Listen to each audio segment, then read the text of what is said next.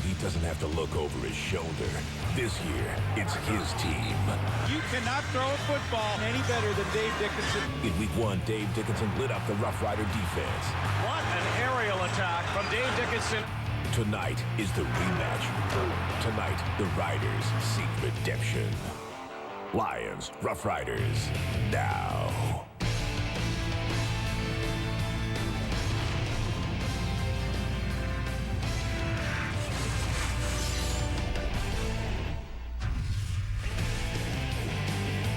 He was the offensive player of the week for week number 1. Dave Dickinson, 362 yards passing, 5 touchdowns, and that was just in 3 quarters against the Riders. And it's the rematch tonight on the CFL on TSN. Hi, everybody. Dave Randorf, Chris Schultz, Matt Dunnigan, Jock Climby. How bad was it for Saskatchewan last week in their 45-28 loss at BC Place? The 45 points given up was the most in a regular season opener in franchise history. That goes all the way back to 1910. The Riders were so desperate to remove themselves from last week's debacle, they even renamed their stadium prior to this game. Taylor Field is out. Mosaic Stadium is in. But you know what? This isn't the first time Dave Dickinson has made a team look bad. Oh, we're going to have to start calling him the doctor because he was dissecting that defense. Dave, do you know what pass skeleton is? It's a practice thing, a skelly, right? A 7-on-7. Skelly, that's Skelly. right. 7-on-7. You remove the interior, the offensive lineman, and the defensive lineman, and you play pitch and catch with your receivers. And you're supposed to be able to complete 100% of your balls, basically. Well, Dave Dickinson did that all week, all day long against Saskatchewan's D last week.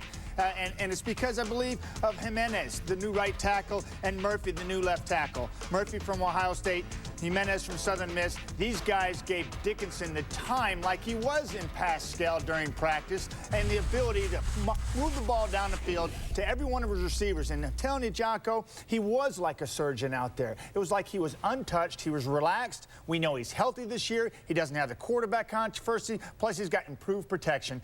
Dave Dickinson is in his element. Yeah, Matty, but in Skelly, as a receiver, you usually have someone covering you.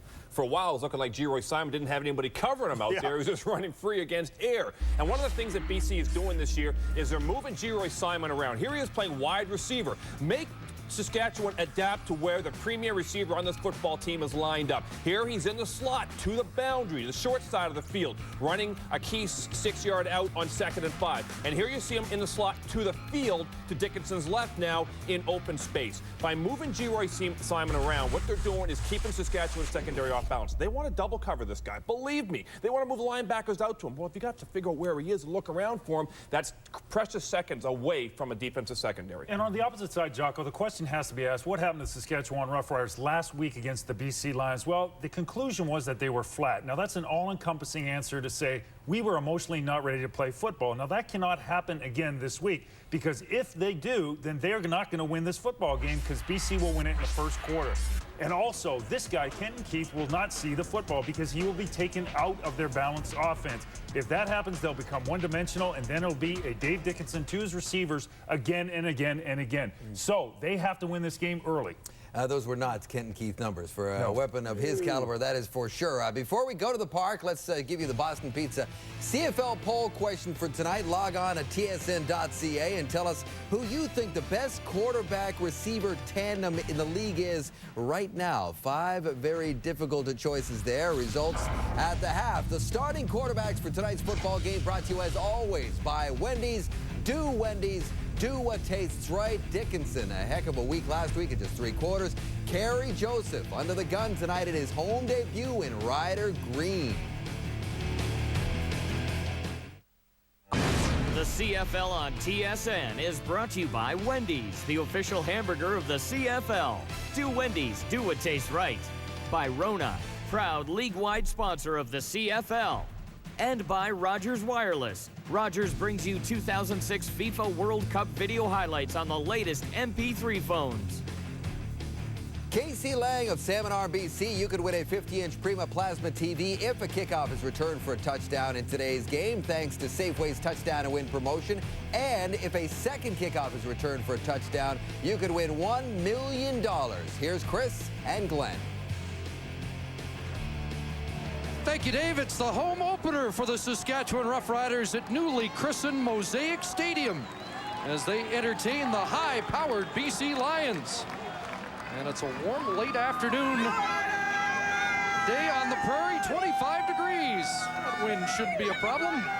And no rain in the forecast, but plenty of enthusiasm here among the Saskatchewan Roughrider faithful.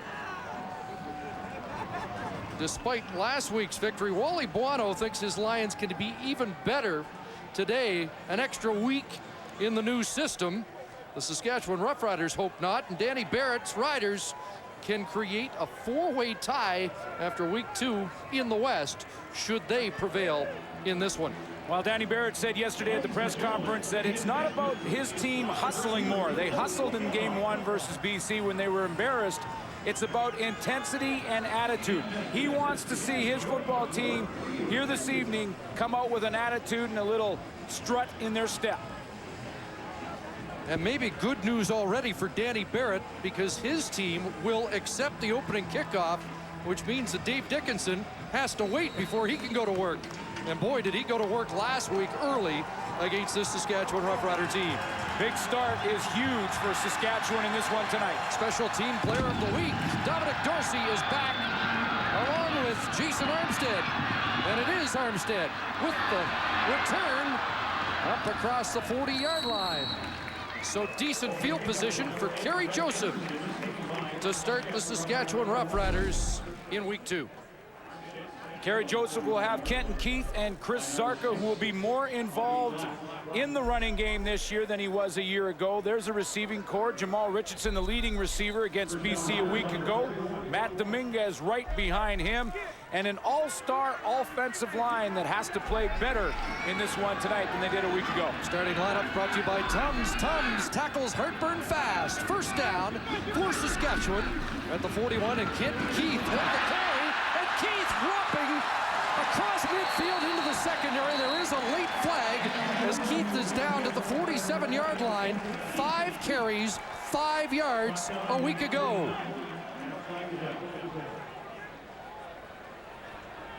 Jake Ireland in charge, and he sorts out the first penalty of the game. Foul, face mask, BC number 26, 15-yard penalty, first down.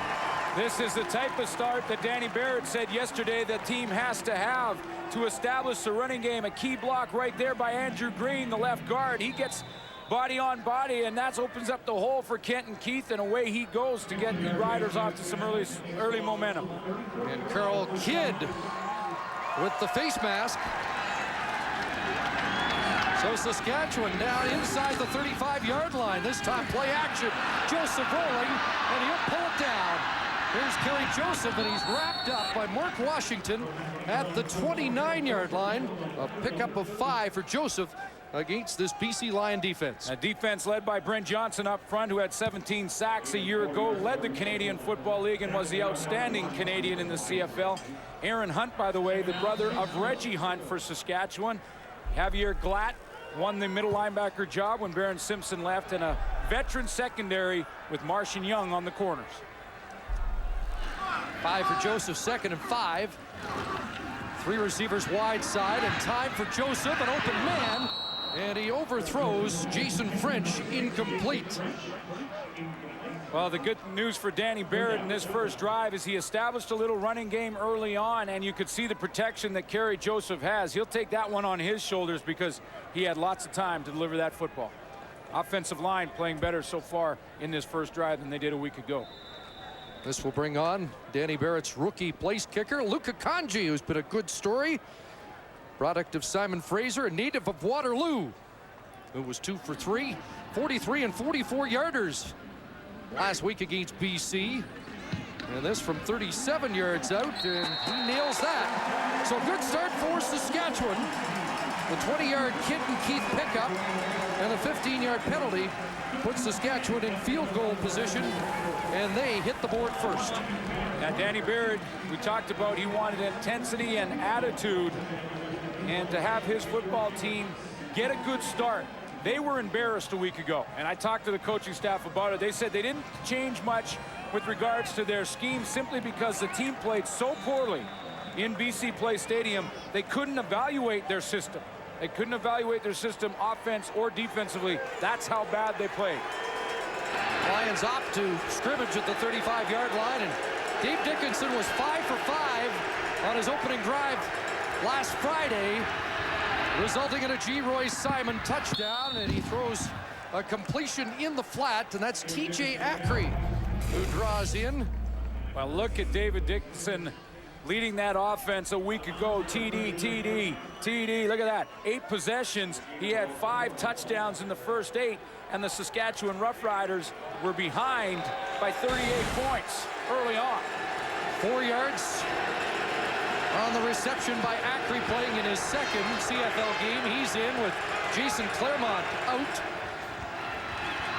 Dickinson steps up over the middle, complete. Tony Simmons, who had a big 70-yard touchdown last week with a first down catch. TJ Stansel with the tackle. An offense with all kinds of weapons. Antonio Warren in the backfield. Did not see the football a whole bunch a week ago. We'll likely see it more here this evening. Talented receiving core, of course, without Jason Claremont, who's gone for up to 6 weeks. Paris Jackson moves to slot back. And there's your offensive line with 2 brand new tackles. Murphy and Jimenez drawing rave reviews. No huddle offense for Dave Dickinson. First down at the Lions' 53. And Dickinson looks for G. Roy Simon and overthrows the man who scored the first 2 touchdowns in the season opener. Defensively for the Saskatchewan Roughriders on the front 7, they're led by Scott Schultz and Nate Davis in the middle of that defensive line. 4 sacks for Davis a year ago, 9 for Scott Schultz. Mike McCullough played great in game 1 for the Saskatchewan Roughriders, had 5 tackles and 2 sacks, and Donnie Ruiz will move to safety. Nikiasen was a last-minute scratch. He'll move Donnie Ruiz in there. 2nd and 10 for the Lions near midfield.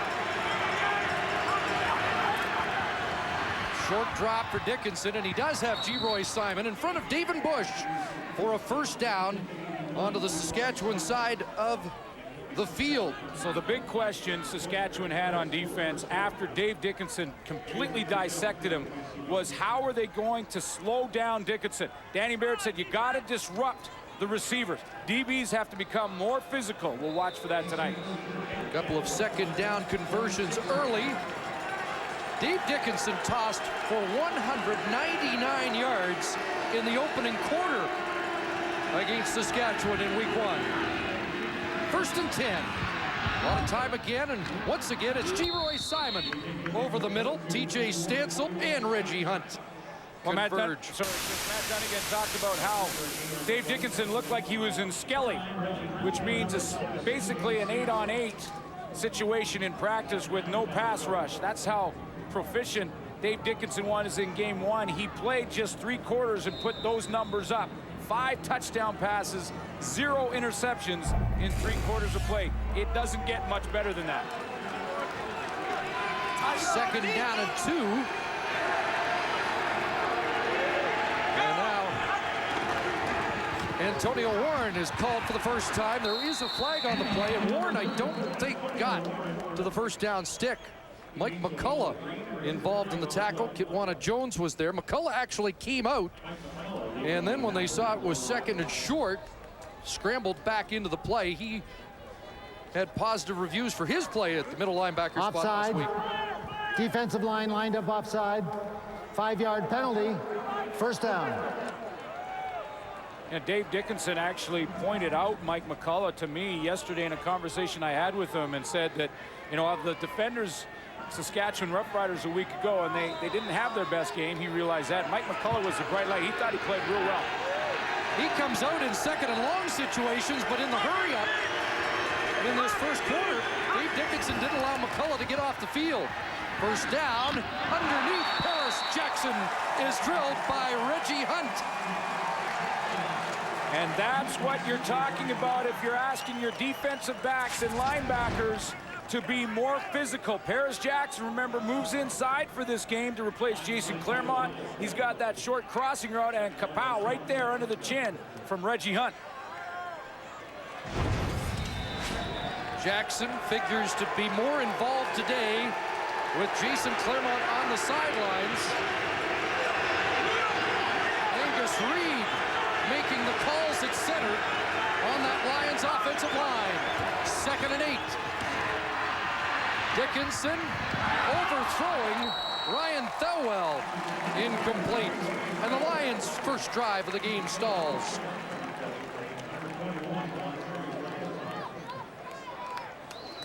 Again, Saskatchewan's secondary a lot more physical. They were up on the line of scrimmage. Eddie Davis, one of the leaders.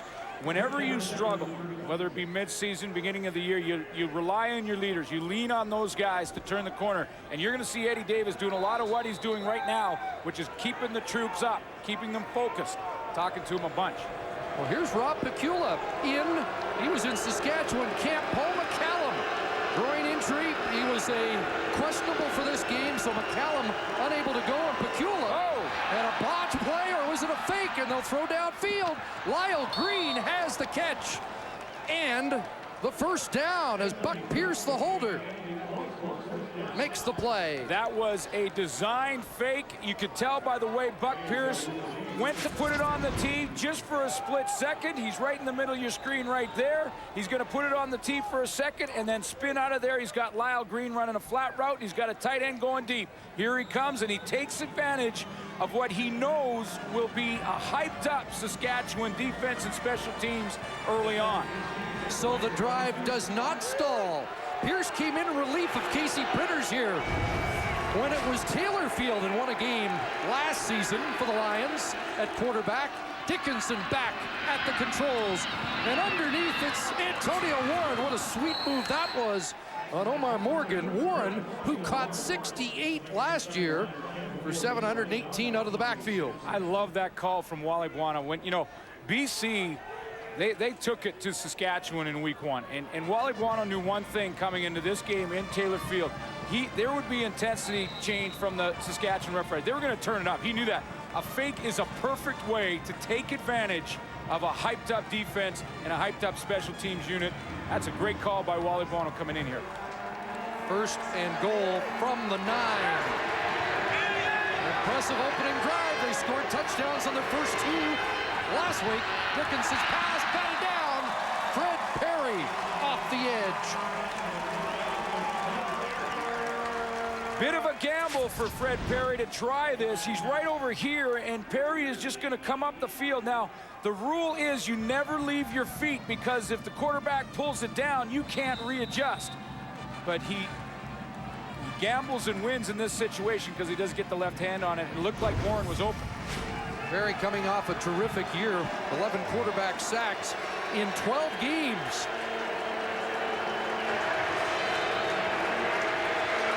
Second and goal from the 9. Dickinson up the middle, down to the 2. And he was stopped at least a yard short of the goal line. It looked like Wally Buono just did not even hesitate. He just waved. Well, now he may be setting in the big unit. Jumbo team does come in, and that triggers Saskatchewan to make defensive changes. And out comes Nate Davis to bolster Saskatchewan's line. It's third and goal from the 1. As the Lions try to cap their first possession march with a touchdown. They fake to Warren. Dickinson into the end zone. Flag down, touchdown. Tyrone Williams, the big defensive tackle. Well, let's see if it stands.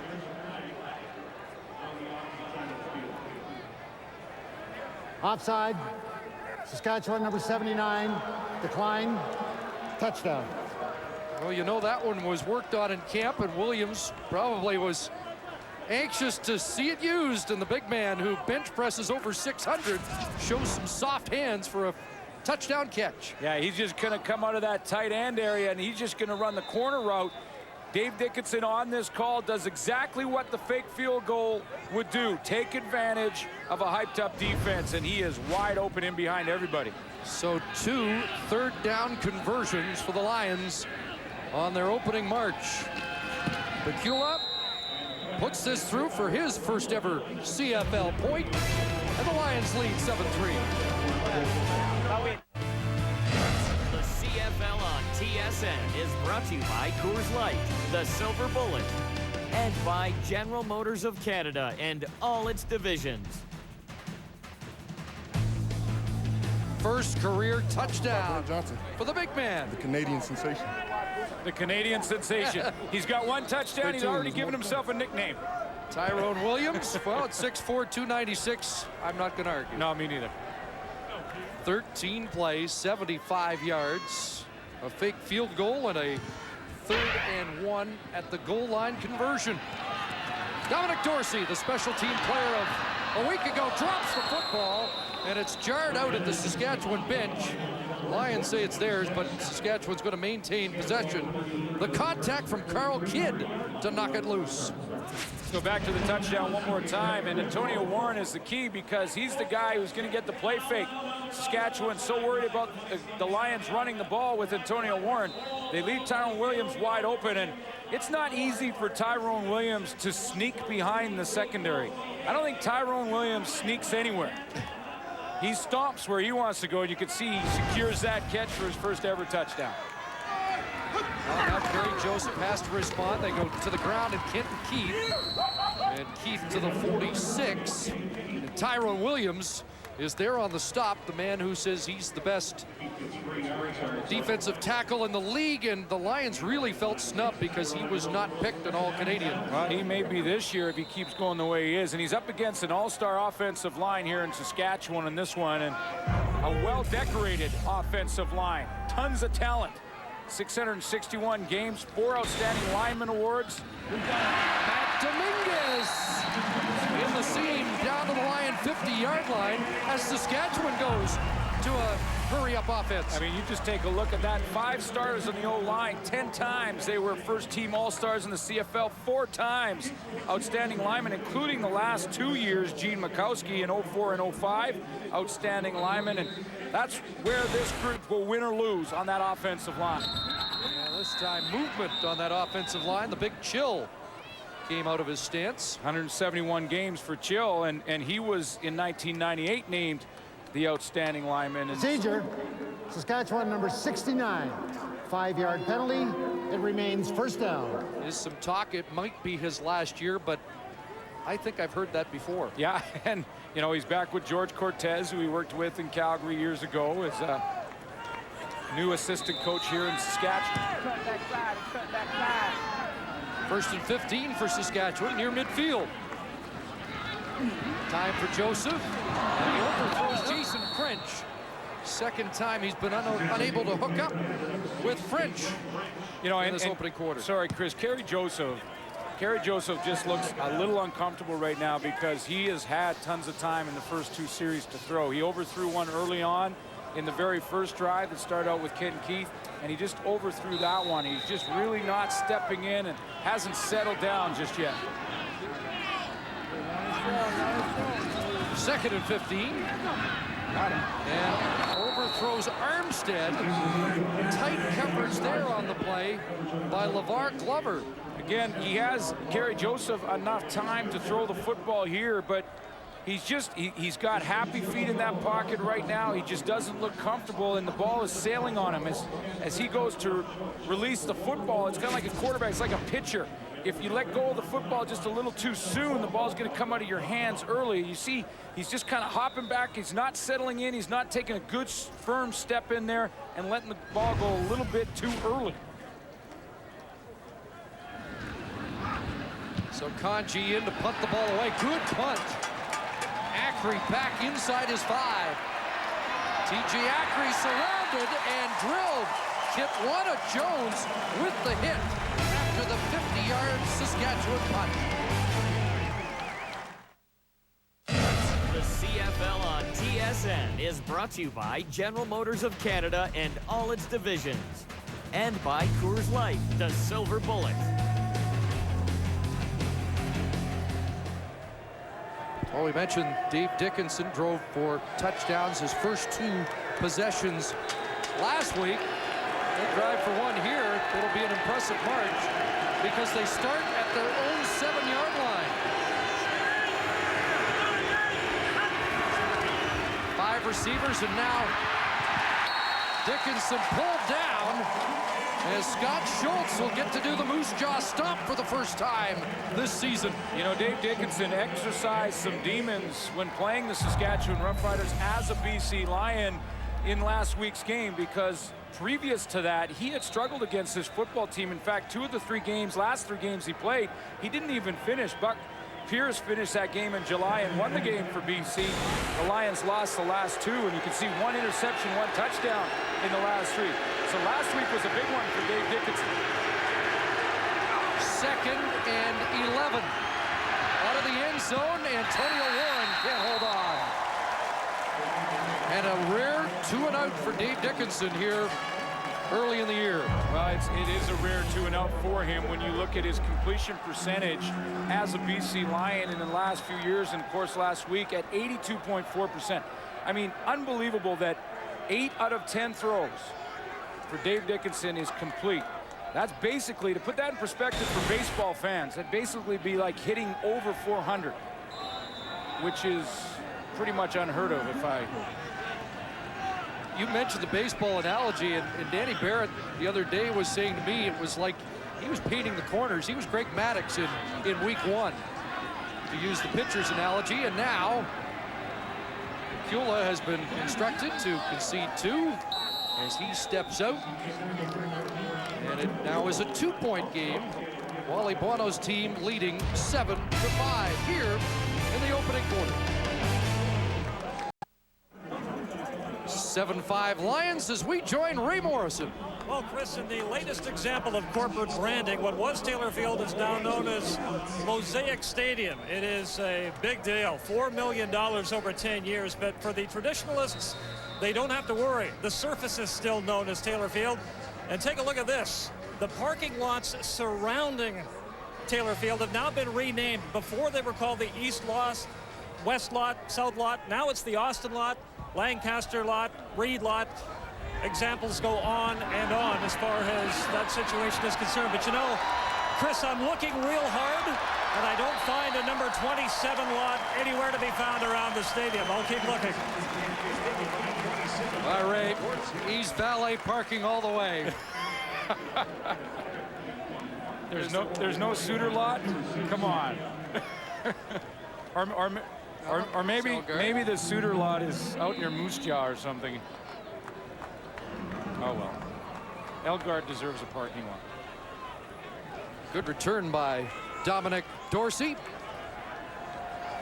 And at the 51, the Saskatchewan Roughriders with possession. Gary Joseph over the middle, and the big catch is made there. Jamal Richardson with the catch. The Roughriders feel that he may be on the verge of a breakout season. Well, they need him to step up big time, and so he can complement Matt Dominguez on one side and Jason Armstead at the wide receiver position on the opposite side. But once again, Kerry Joseph's throw is high, and he's going to have his receivers come in there and tell him in the huddle, hey, bring it down, because those are big hits. Richardson with a touchdown catch last week. Keith now has to change direction, going the wrong way, and all the way back on the Saskatchewan side of center, finally polished off there by Aaron Hunt. Well, the guys are checking the lots, and we may have found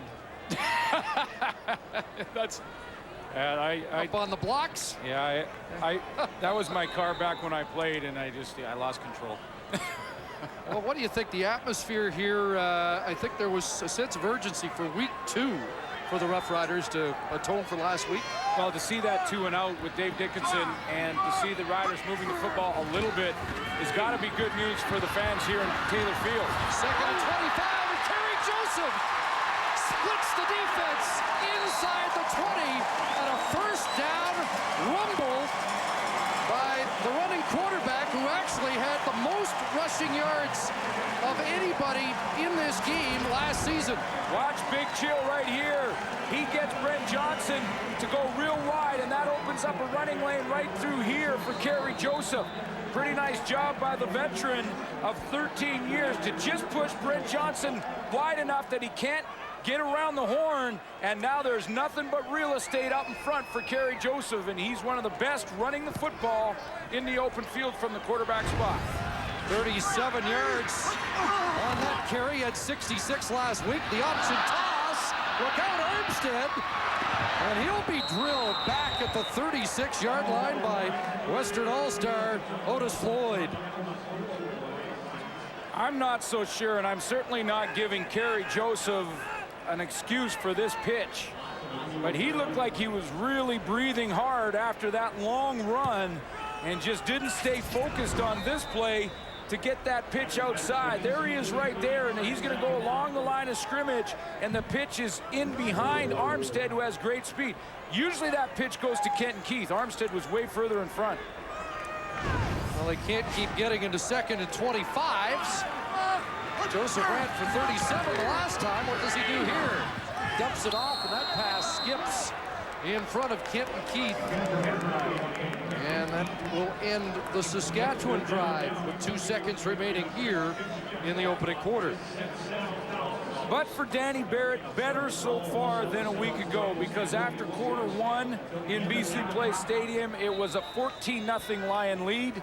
It quickly went in the second quarter to a 17-10 BC Lion lead. Excuse me, a 23-10 BC Lion lead in the second quarter. So better news so far for Saskatchewan.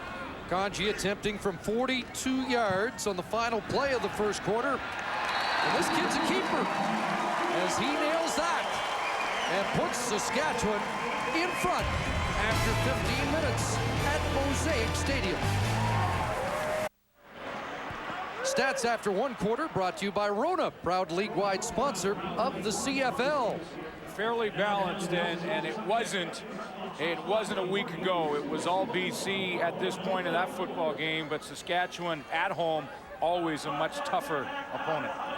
A couple of rookie kickers in this game, and Luka Kanji looks like a kid who is very comfortable in his first CFL season. Interesting, too, because he could have been pretty nervous for this game here this evening, because Paul McCallum returning to Saskatchewan. Now, he didn't play because of his groin injury, but he could be nervous for that. Also, Kula is a guy he beat out, and wanting to sort of prove to the coaches that, yes, you made the right decision. He's done it so far. Paul McCallum wants to make sure we say happy birthday to his dad, Hugh, celebrating his 65th as he watches the game, but unfortunately the groin injury looks like it'll keep McCallum out, but with the expanded roster has a little more time or a little more flexibility to at least be brought along maybe for one kick.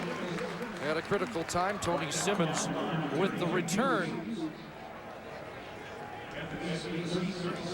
So a 2-and-out for Dave Dickinson on his last possession, 7 for 11. We talked about how impressive he was last week. And in the preseason, he finished 16 of 18. So Dave Dickinson, from that point, the preseason against Calgary into last week, was operating over 82%.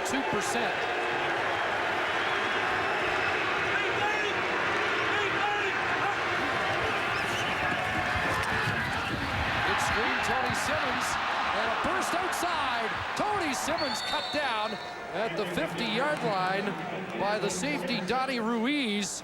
But they don't want to give Simmons a step or they'll see his number on his back like they did last week. Tony Simmons, right here in your screen, he's a guy who's going to just step back, come back, and one thing that Tony Simmons has is something that you just can't coach.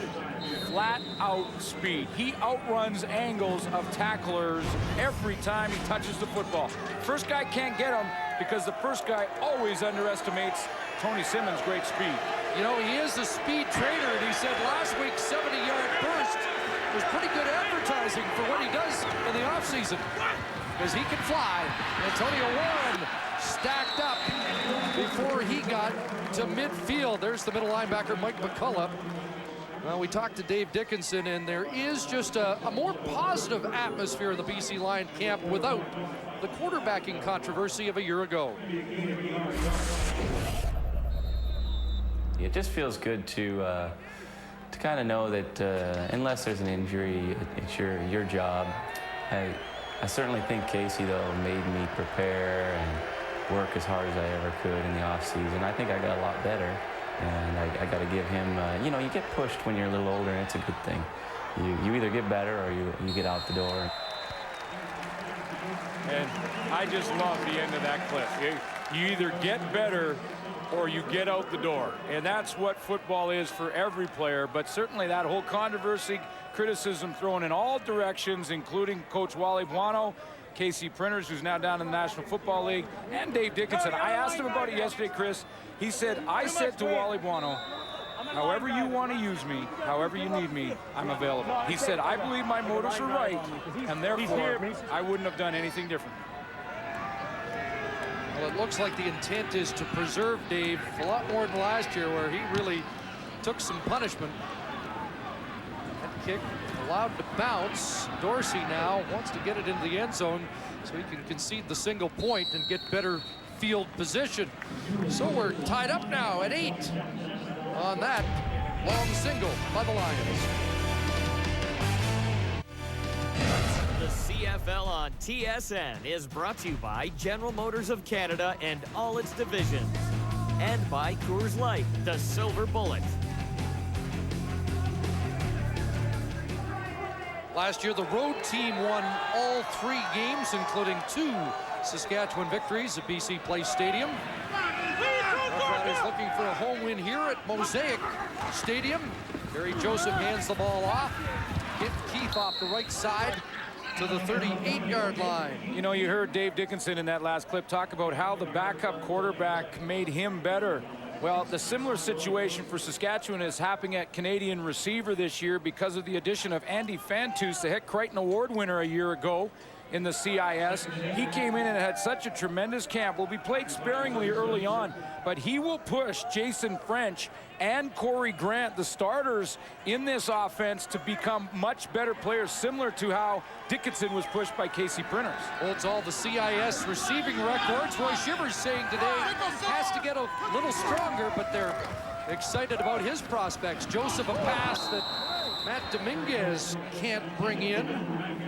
Javi Glatt, the middle linebacker, was in coverage. And I can't wait to see Andy Fantus. I think he can really help, because I love the first story I heard in training camp about Fantus. Kerry Joseph was throwing the football real hard. He was throwing bullets at him, and he actually ripped all the way down between his fingers and needed stitches. He got stitches on the sideline and didn't miss a play in practice. That's Andy Fantus, and that's good, because he's tough enough to get out there and get something done, and he's got huge hands and never dropped a pass in camp.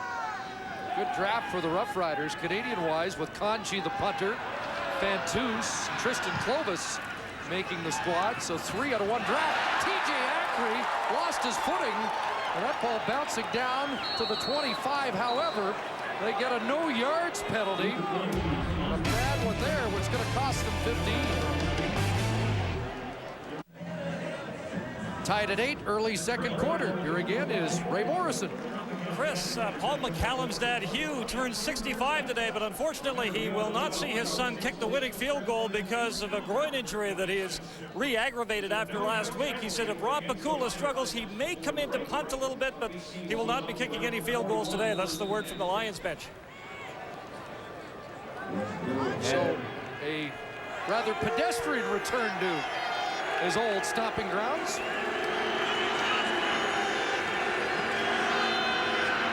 Best field position to start the drive for BC, and there's the option toss to Antonio Warren.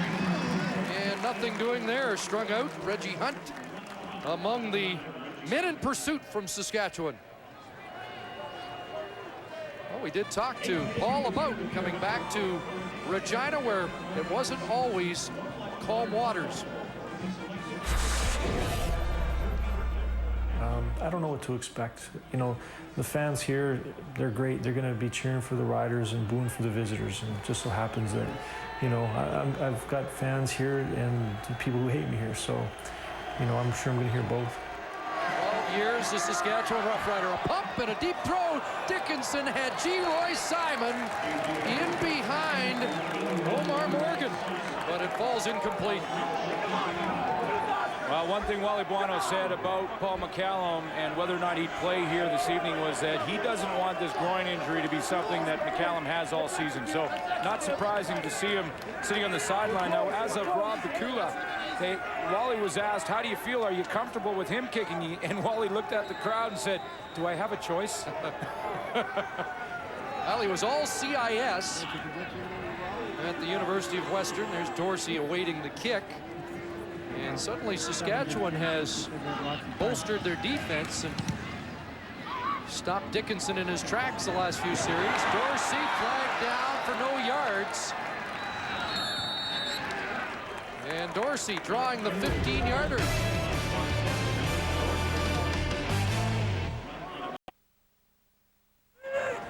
No yards call against Sebastian Clovis, one of the Clovis brothers in this game. Tristan plays for Saskatchewan. It's a 15-yard no yards. Roughriders going to work on offense. And Gary Joseph drops the football. Brent Johnson's around it. Another Lion beat him to it. And so does Floyd, that comes up with the fumble recovery for BC. And it's been a tough start for Gary Joseph in his home opener. Well, Kerry Joseph looks like he might be pressing a little bit. Kenton Keith here is going to sneak out of the backfield, and he's going to be wide open in this area. Kerry Joseph really doesn't even look at him. It's a shorter throw, but Kenton Keith, you see to the right of your screen, was wide open for big yards, and he's looking downfield to try and get a little bit more, and that protection just collapses on him in a hurry. Brent Johnson, a nice inside move. That flushes Joseph to the right. Forced fumble by Tyrone Williams. Otis Floyd comes up with the loose football, and Tony Simmons drilled as he caught the football as David Bush closed quickly. Saskatchewan defense has played well so far against Dave Dickinson when you consider his completion percentage and how well he played in week 1. But this is their first real test. Sudden change, bad field position after a turnover. See who steps it up. Will it be Reggie Hunt?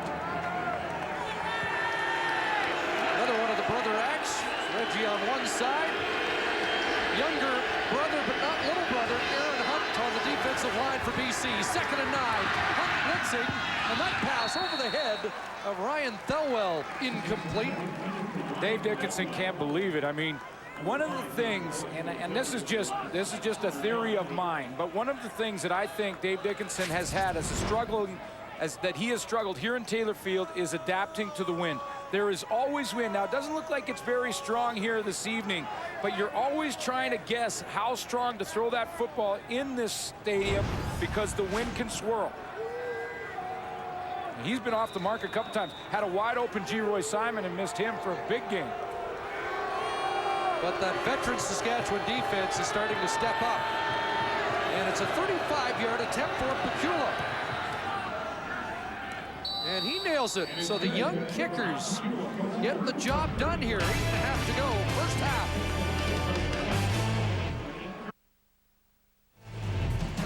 In the capital of Saskatchewan. And coming up, the next game on Wendy's CFL on TSN, the winless Hamilton Tiger Cats against the Stampeders, who lost last night in Edmonton. And there'll be some questions after last night's defeat. Will the Calgary Stampeders bounce back? Will Kenyon Rambo and Henry Burris kiss and make up? Tune in next week. Gary Joseph faked one way and then throws incomplete behind Kenton Keith.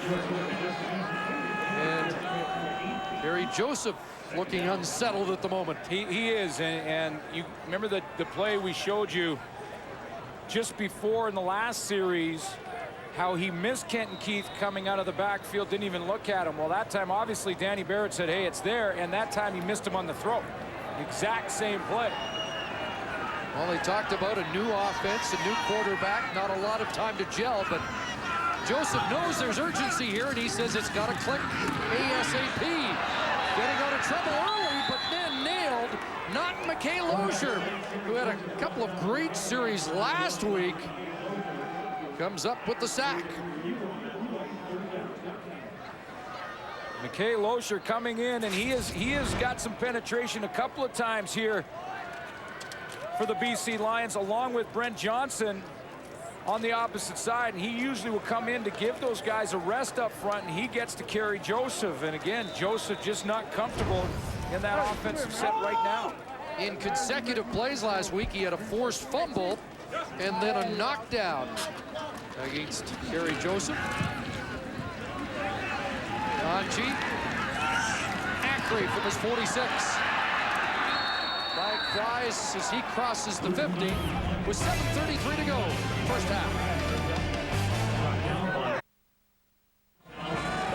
Jamal Johnson called for an illegal block on the return, so the ball is marked at the Lion 36.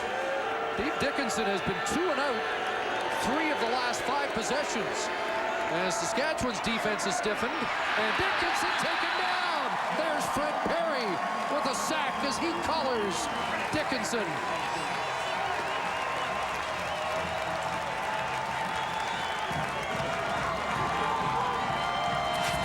A couple plays now for Fred Perry.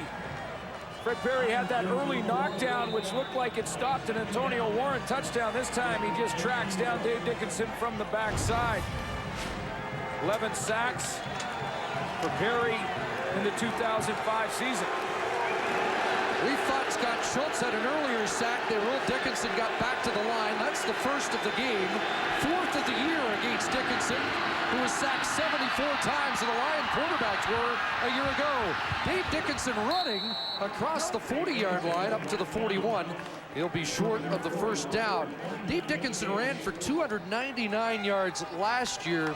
I get the impression they just don't want him to come close to that yardage and take that many hits this season. No question. I mean, last year gave up 74 sacks. And you talk about, anytime you're talking about quarterback rushing yards, your quarterback is getting hit at some point unless he quickly hook slides. And Dave Dickinson, they just want to eliminate as many hits as possible on him. Bakula in, and Dorsey awaits.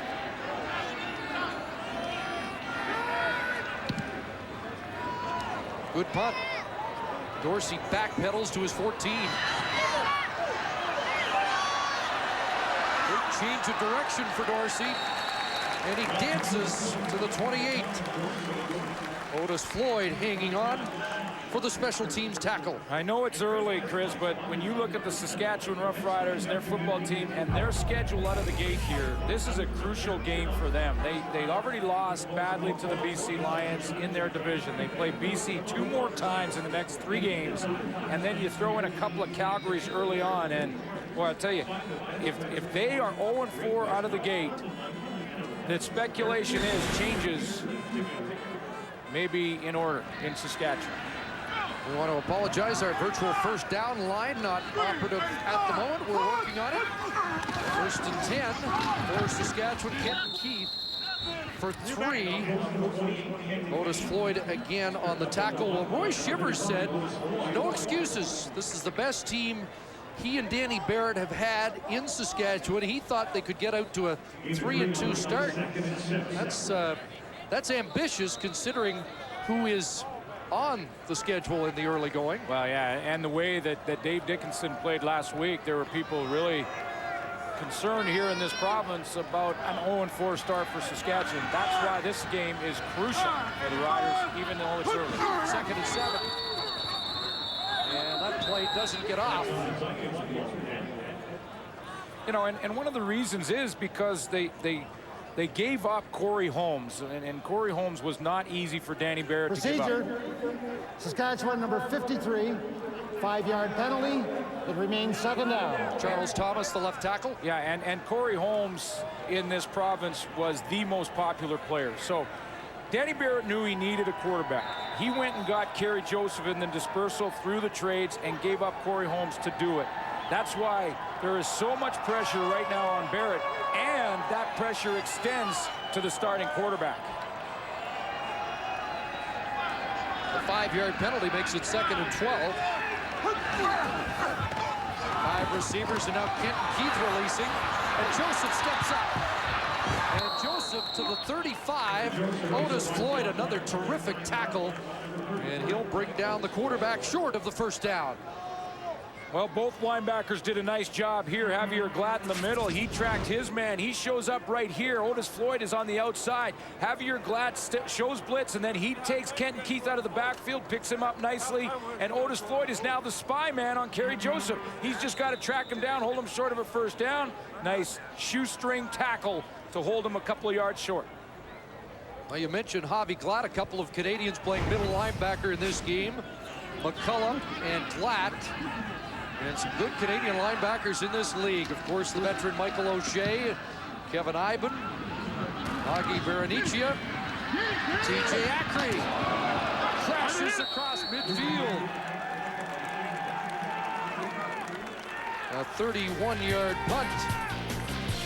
And a reminder that Blue Jay action coming your way Tuesday and Wednesday as the Washington Nationals visit the Rogers Center. I mentioned 82% in the completion percentage department, like hitting over 400.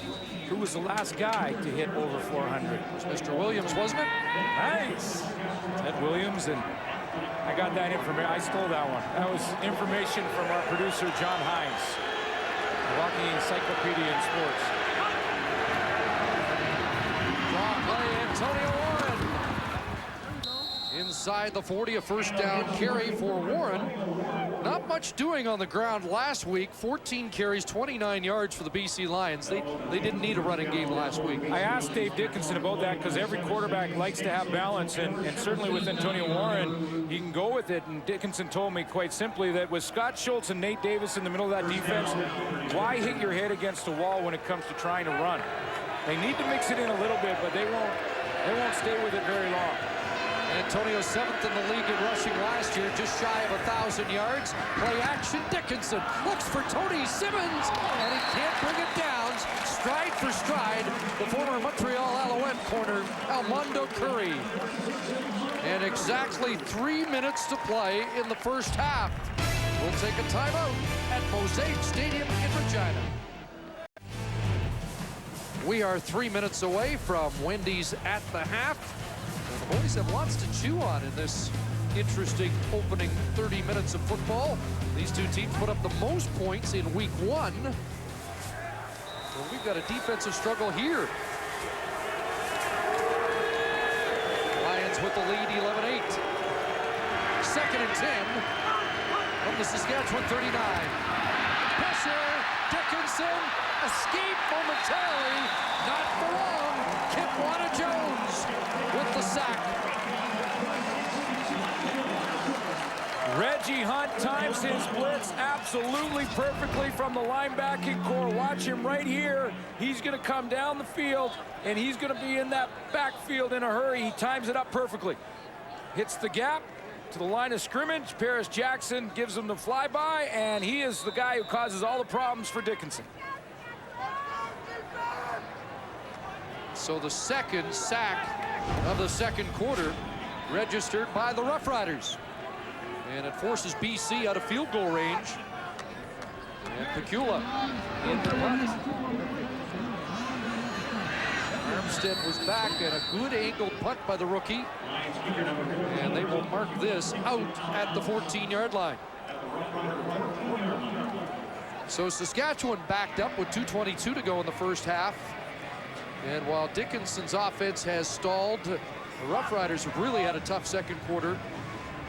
In their last 4 possessions in the second quarter, punt, fumble lost, punt, punt, and minus yardage. And everyone's saying that there's no question Kerry Joseph is going to need some time to learn his new system. But at some point, you have to stop giving this offense excuses. Kerry Joseph has now played in 49 games as a quarterback at the professional level.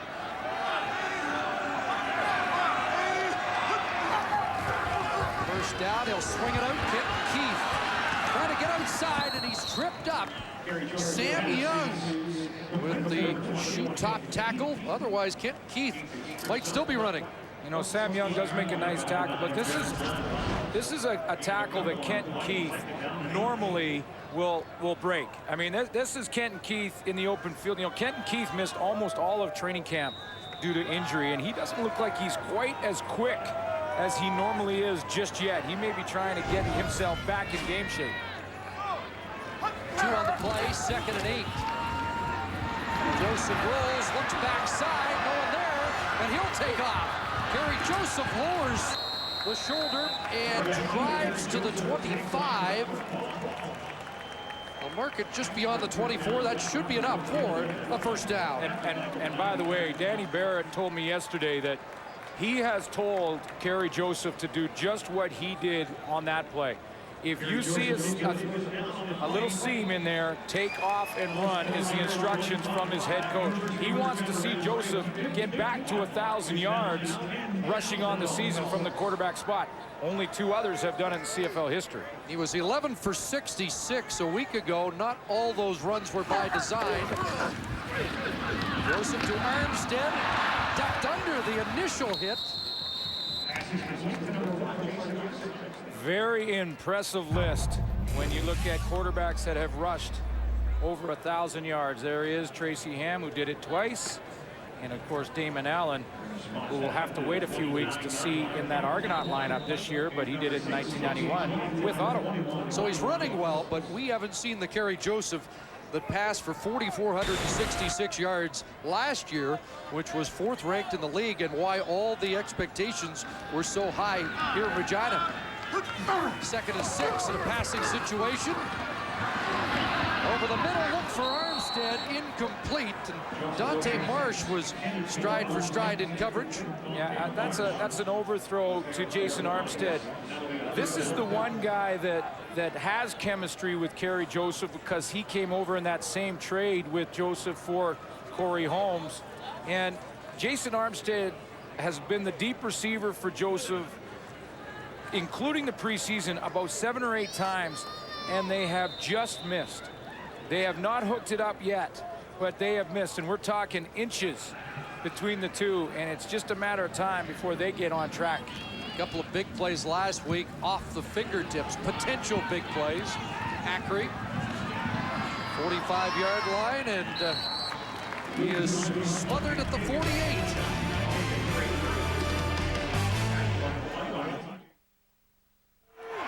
BC goes to work with 59 seconds remaining first half. Geroy Simon, a catch at the 54, so 5 for Simon. Terrell Jariniak, the defensive end, on the tackle, and the Lions go to the hurry-up fire offense. They're midfield, plenty of time for Dave Dickinson, who is a master at the hurry-up offense, calling it on the line. Trying to enhance a 3-point BC lead. 2nd and 5. Steps up, and a completion. Simmons in front of David Bush. And that's a first down for the Lions onto the Saskatchewan side of midfield. Yeah, and Dave Dickinson had to be patient on that throw because the Saskatchewan Roughriders went with 3-man pressure, just 3 guys rushing the quarterback, dropped everybody else. 5 touchdown passes in the first 33 minutes last week. 1 so far in this game, and there's Simon stepping out. Clock stops, 29 seconds to play. Better defensive effort for the Saskatchewan Roughriders when you look at the possessions for BC to start this game. They had the 1 TD after they had to fake a field goal to keep the drive alive. But since then, the Riders have played so much better defensively because last week was a very different story in the first 8 series. Danny Barrett's defense has responded so far. And they'll try and dig in against Dickinson. 2nd and 3. And that one picked off. Armando Curry with the interception. Up to the 45-yard line. Dickinson throws his first pick of the season.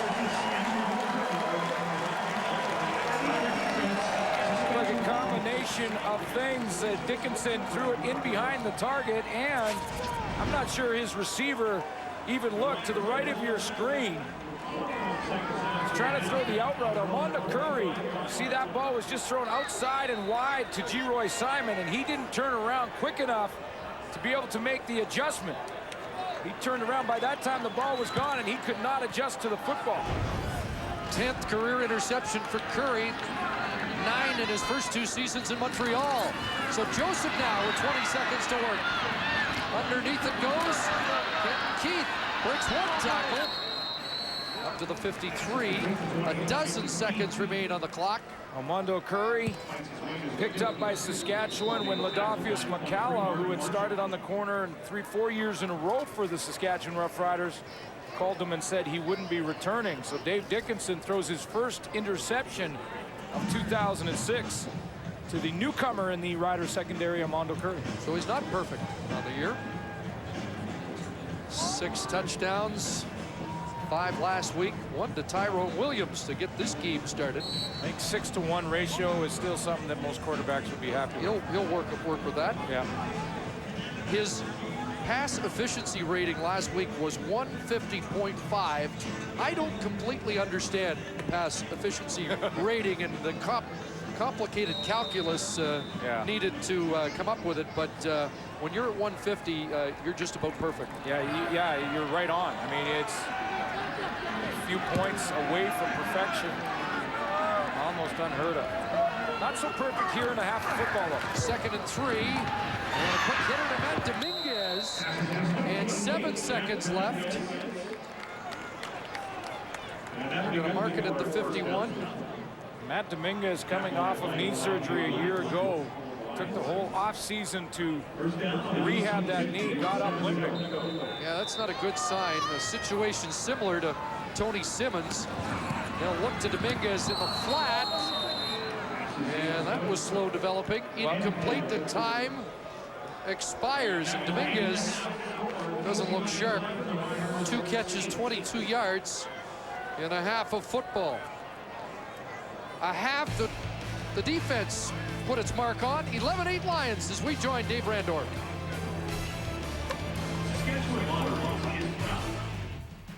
Thanks very much, Chris. Well, 11-8 to the Riders a trail, which is a good news, bad news situation. Bad news that they're trailing, but it's good news because they were trailing by 21 this time last week.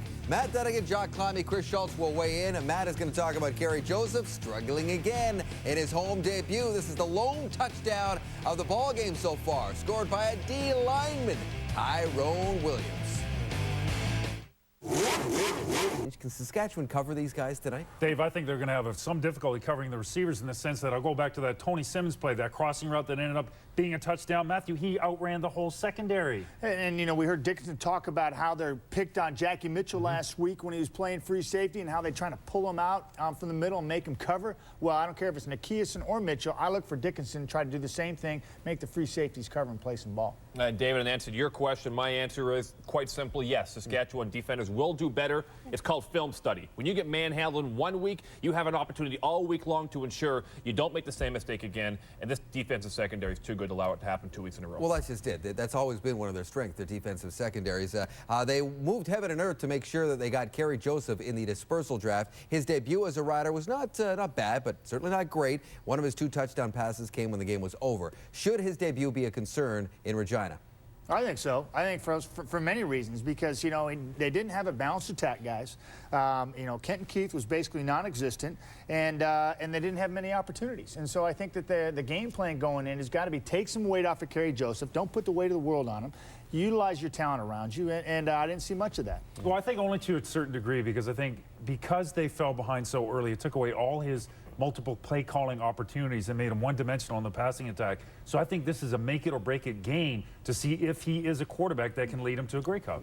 Schultz, I agree with you. I don't think last week is a cause for concern. However, if Kerry Joseph doesn't play well today, that is cause for concern. This guy is time to step up and be an elite quarterback in this league. The one bit of bad news for the Lions last week was Regina native slot back Jason Claremont going down with a knee injury for an extended period of time. How much will they miss that 2-time 1,000-yard receiver? Hey, as long as Geroy Simon keeps catching the football like he has been, obviously not too much. He's an asset, but I think they can live without him. Well, if Thelwell gets healthy, it won't be a problem. Paris Jackson, he's faster, he's lighter this year. And Tony Simmons, he looks like he's explosive as ever. Dave, they'll miss him a lot because he's a point-of-attack blocker out of a lot of formations. It's the BC Lions and the Saskatchewan Roughriders back end of a home-and-home, and it's coming up mere minutes from now.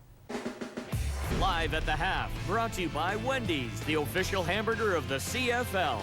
Do Wendy's, do what tastes right. Welcome back. This was the Boston Pizza CFL poll question we asked you. Who is the best quarterback-receiver tandem in the league right now? And as we show you the results, it goes to Calvillo and Cahoon. You guys agree? I'm going with C there, Dave. Yes, yeah, you like C? Jago? I would have thought Calvillo Cahoon would be a close second behind Dickinson and Simon. I'm going Ray and Tucker.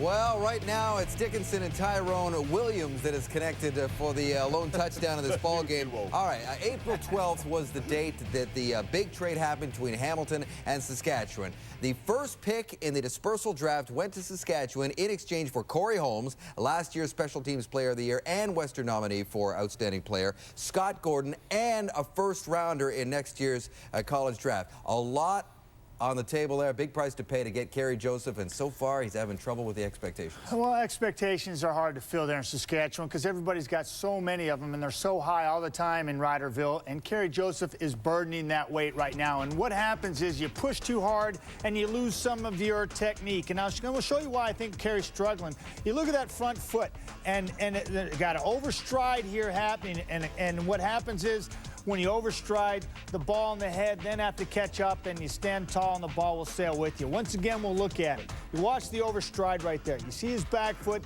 you look how far he's reaching out, and then once this happens, his head will dip and then stand up, and the ball will follow and sail on you. And so when you lose some of your technique and you're pressing, this happens, and then you see that, you know, hey, although they're making some catches for him, and I like what he's doing, Jock. He is pulling the ball down and just playing the game. And if they can continue to spread the burden and take some heat off of him, those techniques will come back to him and he'll settle down. And other guys have to give him a hand and play bigger than they might otherwise do, and I think that's happening. That's why they're in the ball game. Now, for the BC Lions, they're in the ball game because I think of great coaching. Coming into this ball game after whipping them at home, they know Saskatchewan can be overly aggressive. What do you do? You take that aggressiveness away. Here, you fake a field goal, you run green all the way over across the field into the flat. Hey, Saskatchewan would love nothing more than a big block. You take that aggressiveness and use it against them. Big first down. And now you get down to the goal line. Are you going to kick a field goal on the 2-yard line? No. You're going to go for it on third down, sneak Williams, a D lineman, out of there, and throw him a nice little pass into play action.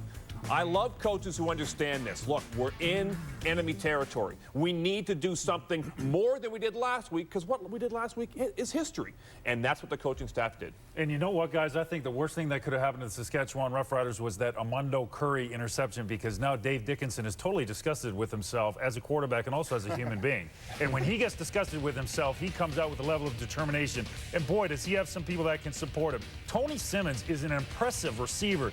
That is unusual to be that elusive, that consistently over time. And then watch this pass here to G-Roy Simon. You're saying, Chris, it's an overthrown football. That's a mistake. No, G-Roy Simon is going into halftime right now, and they're rehearsing that type of scenario again. And you watch Dave Dickinson, he's going to come out firing. Why? Because he is disgusted with himself as a human being. And did you see him on the sidelines? Yeah, he doesn't He take it looked well. like he was falling into a depression.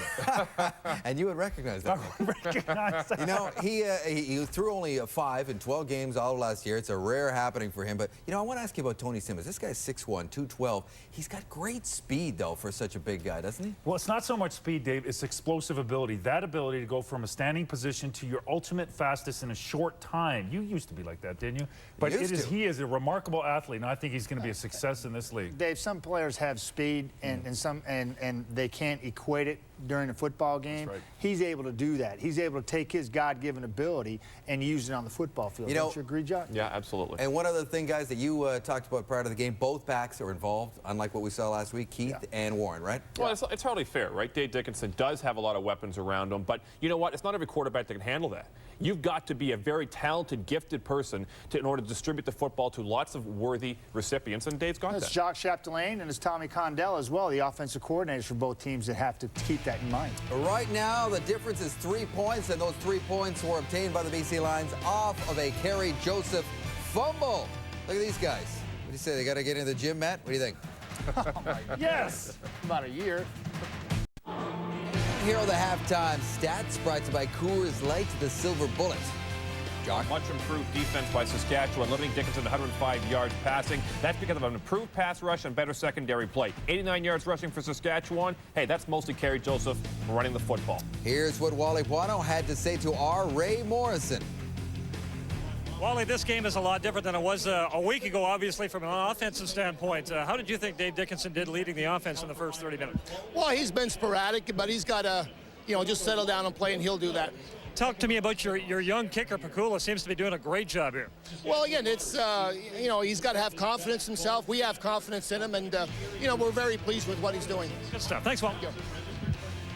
The Saskatchewan Roughriders at Mosaic Stadium. Hopping mad after trailing again to the Lions. That's weak. Lame. Weak. Very lame.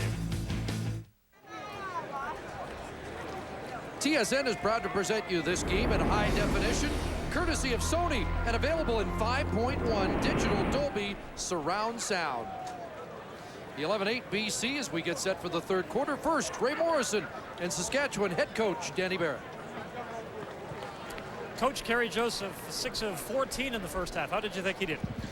Just average, to be honest, as a whole offense. We had opportunities early in the game, then we started stumbling and fumbling around. But that's, behind us.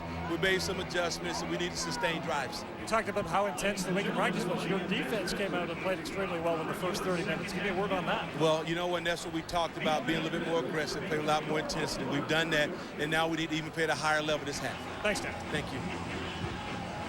Danny Barrett's Roughriders and Wally Buono's Lions have split their last 10 meetings.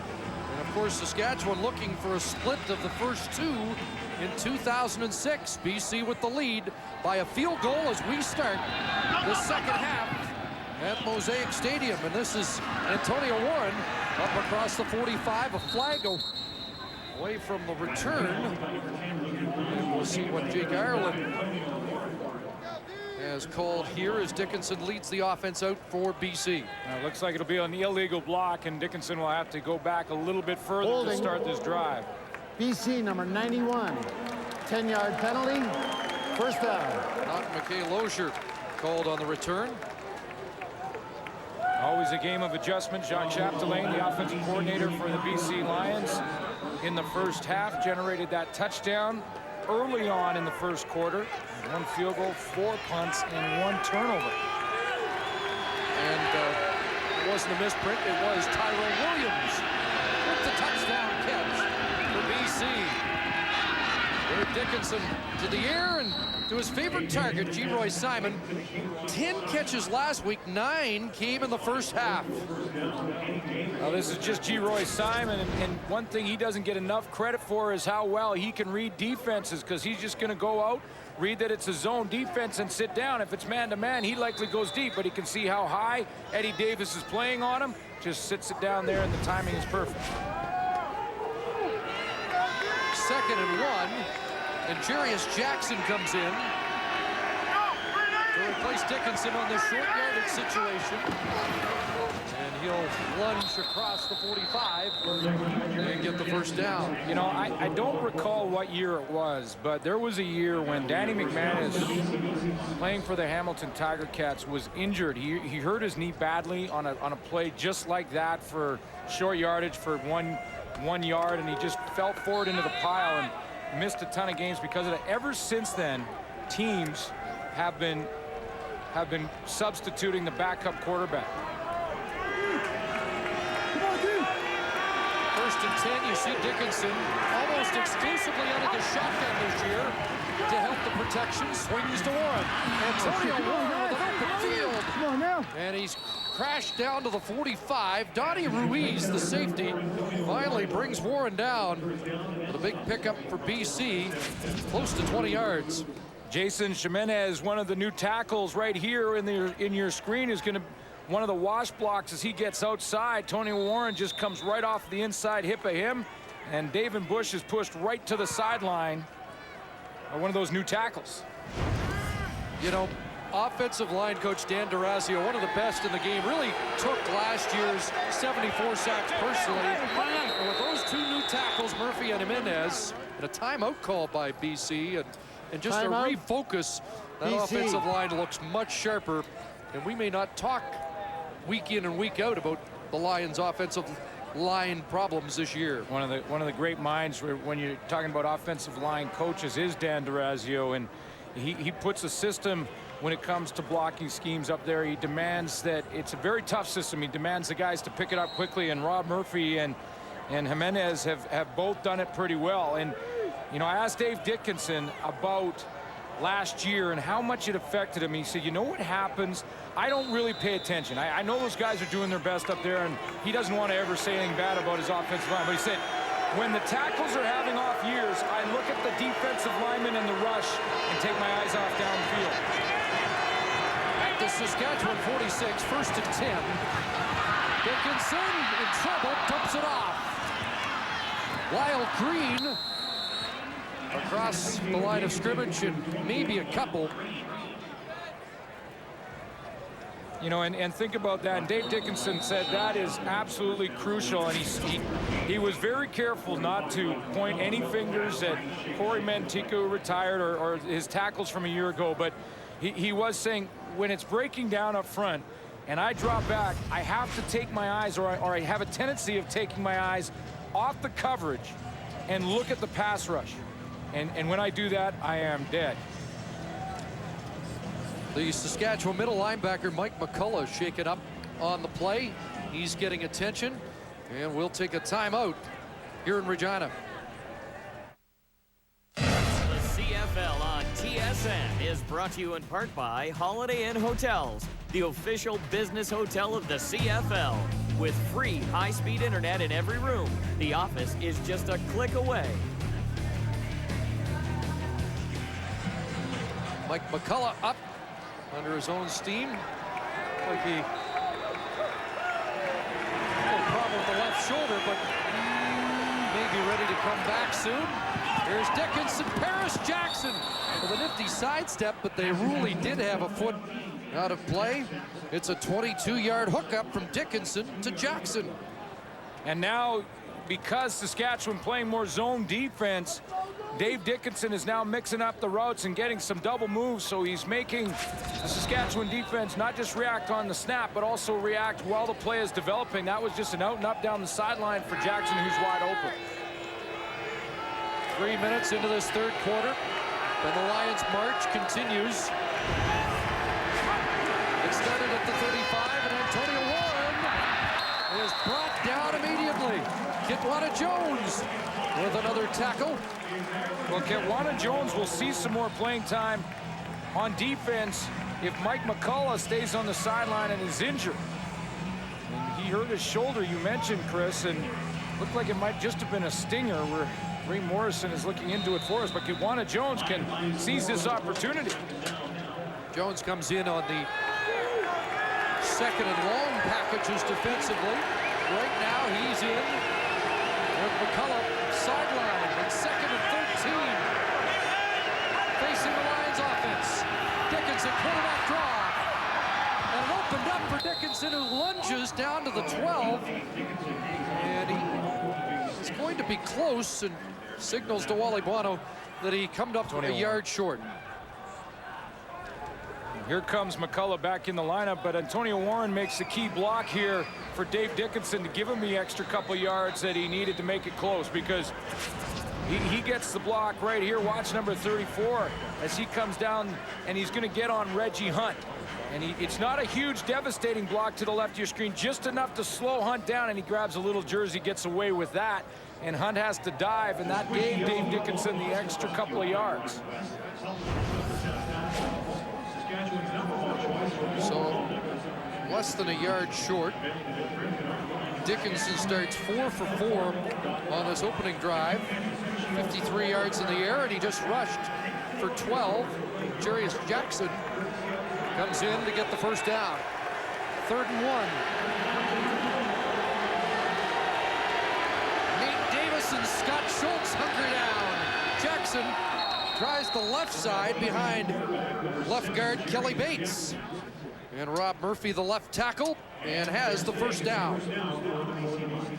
Everyone in the house knew it had to be Jarius Jackson, because Antonio Warren had walked up to the line of scrimmage and Jackson had no backs behind him. He goes over that left side and gets it. So they opened the game with a 13-play touchdown march. And this third quarter. 5 minutes as elapsed. They threaten to score again. Dickinson in the end zone. Overthrows G. Simon, who had got in behind T.J. Stansel.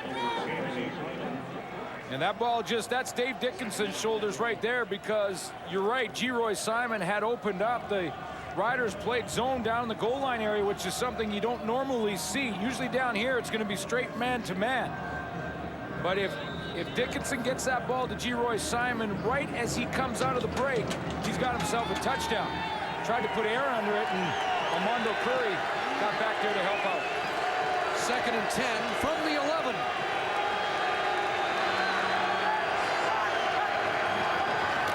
Flag down. Dickinson gets it away.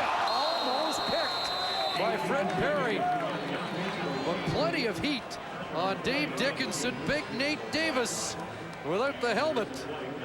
And he came up without Dickinson as well.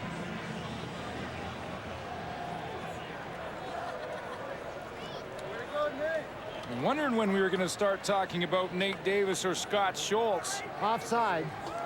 BC number 3. That penalty is declined. 3rd down. Ryan Thelwell jumped too quick. Doesn't matter. Declined. 3rd down. Right there, Nate Davis. That's the power from Davis as he slices up in the middle and goes through there untouched. See that hair coming to the back? I call him the Predator. Remember the movie? Imposing figure, and you better give us a little more detail in the movies.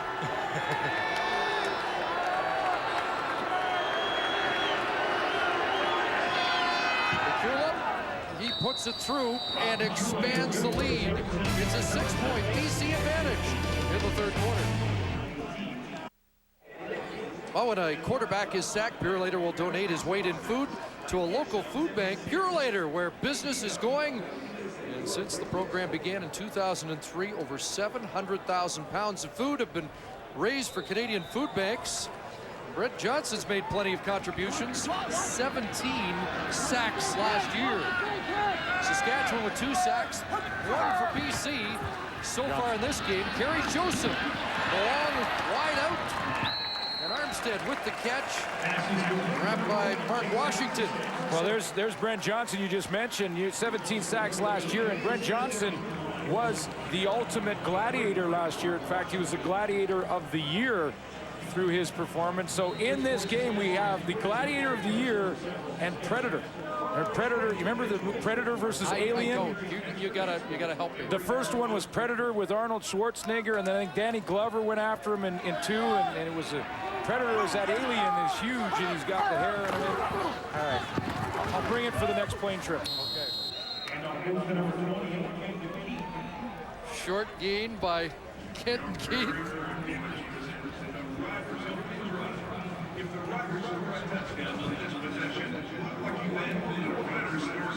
The Predator I know plays for Nashville. Well, I'll bring the movie for you, buddy. 2nd and 8 for Saskatchewan midway through the second quarter. Kerry Joseph down by 6. Trying to answer the points put on the board in the opening drive by the Lions. Here comes the rush. Joseph gets it away, and Dominguez can't bring it in.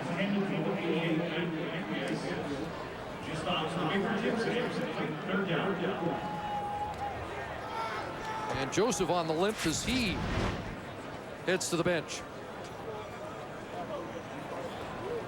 See Matt Dominguez goes down and runs that curl route.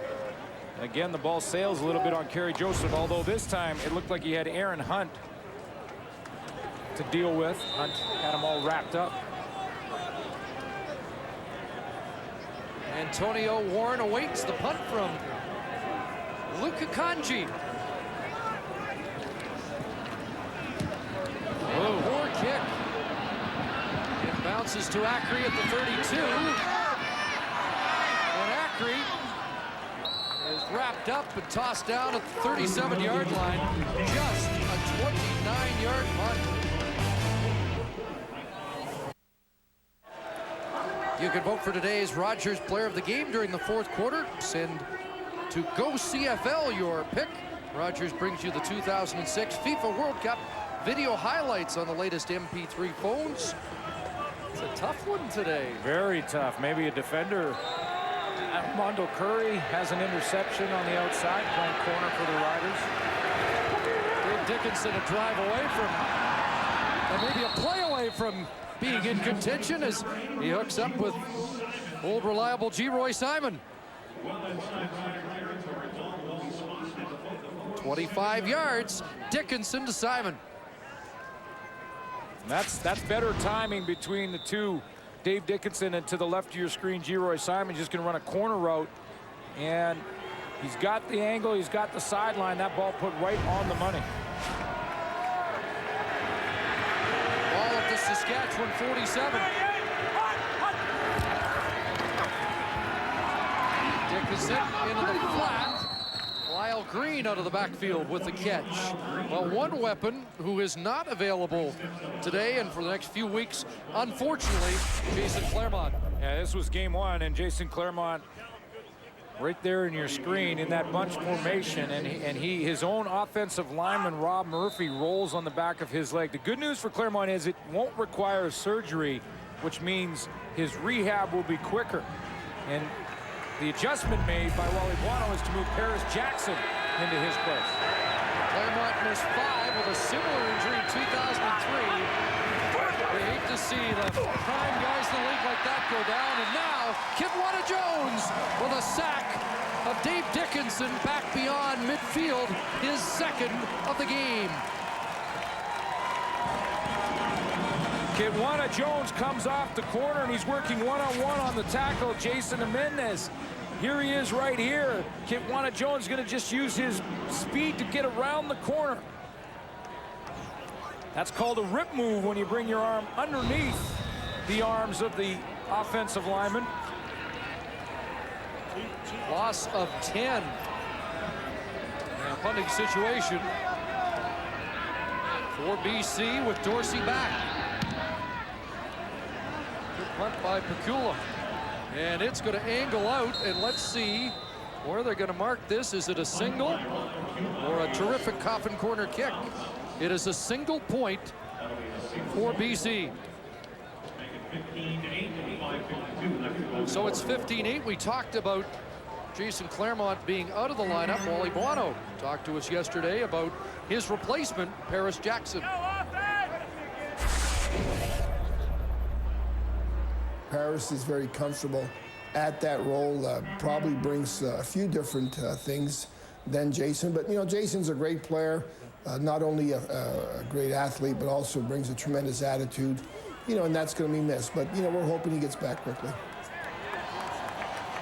62-yard single by Pecula, 15-8, 7-point Lion lead. Joseph, ball caught by Richardson, just his second of the afternoon. Well, that looks like a simple curl route to Richardson, but that one, that was a fastball. That was a fastball from Kerry Joseph. He's been, a lot of his throws in this game tonight have been sailing on him. Matt Dunnigan talked about it at halftime, and the mechanics that goes into throwing the football. He was overstriding, the ball was sailing, and that baby was a fastball right on the money. Richardson had a 27-yard touchdown last week. Should have had a second, but didn't put the ball away. And had it stripped. Called an incompletion. We've talked about a lot this week. Here's Joseph. And he dumps it off. Chris Sarka. The Canuck truck. Lowered the boom on Sam Young. And is down at the 52-yard line. Pickup of 6. Now the word from Tommy Condell, the offensive coordinator here in Saskatchewan, is that we will see more of Chris Zarka this year than we did a year ago. Zarka had just 1 catch last year, and that from a guy who in his career has been pretty darn good at taking those little swing passes and screen passes and making defenders pay for it. Back in 2003, Zarka with 12 touchdowns. 2nd and 4. There's the shot pass. Kenton Keith, big room to run. To the 30. Misdirection, and Keith is sprung for 27. seen this because it's a new wrinkle for the Roughriders. Here's Otis Floyd right here. Now he's going to come along here flat because he thinks this play is going the opposite direction. So Floyd steps down and it gets really shallow on the play. The pitch goes out and beyond him, and now he is outflanked by Kenton Keith. Keith got a block from Matt Dominguez. His best run of the game. And at the 29, first down, Saskatchewan. Pressure on. Joseph looking for Dominguez, and it's picked off in the end zone. Baron Miles, the safety, comes up with the interception. Well, Kerry Joseph is going to look at this film, and he's going to say, I got greedy. He had a nice little play. Right now, he's got some momentum. He has, to the left of your screen, a nice little out route. I believe it was Jamal Richardson was wide open on the sideline for about a 7-yard gain. He decided to go deep with it, and he throws it into double coverage because Baron Miles was playing center field. Yeah, Miles in support of Corey Banks. Baron Miles, a Western All-Star last year, adds to his interception totals, and BC gets the ball at their own 25.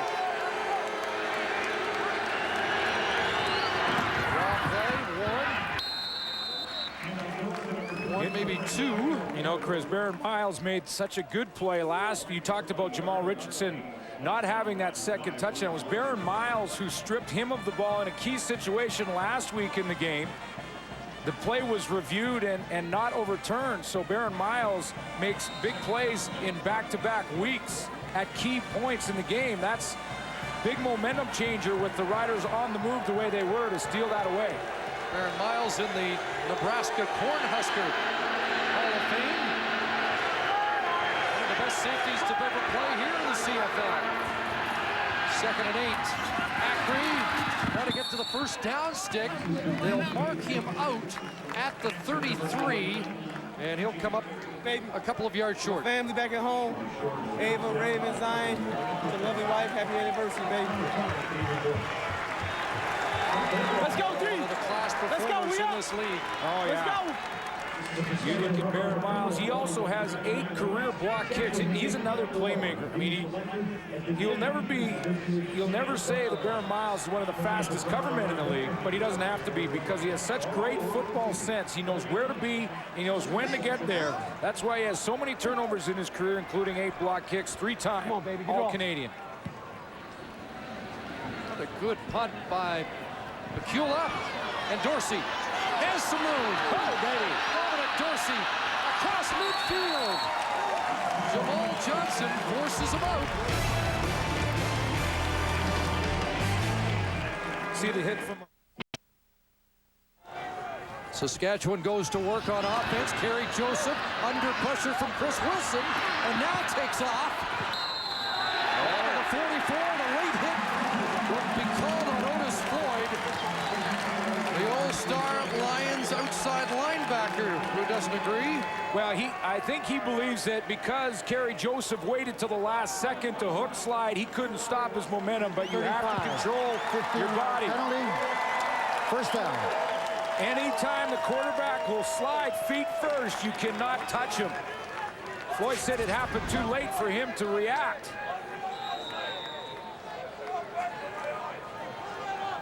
So Joseph rushes for 9. They tack on 15 on that hit by Floyd. And he went to his head. 68 rushing yards for Kerry Joseph. He had 66 last week. Ken Keith. And he's met as he crossed the line of scrimmage. You know, Floyd may have had a bit of an argument because it looked like Kerry Joseph also was being twisted around by Brent Johnson right there. But when he went with the elbow to his face, that's where the flag comes out, and a good call by the official. A forearm shiver.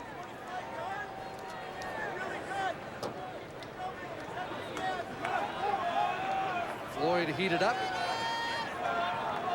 And it's 2nd and 9 for Saskatchewan.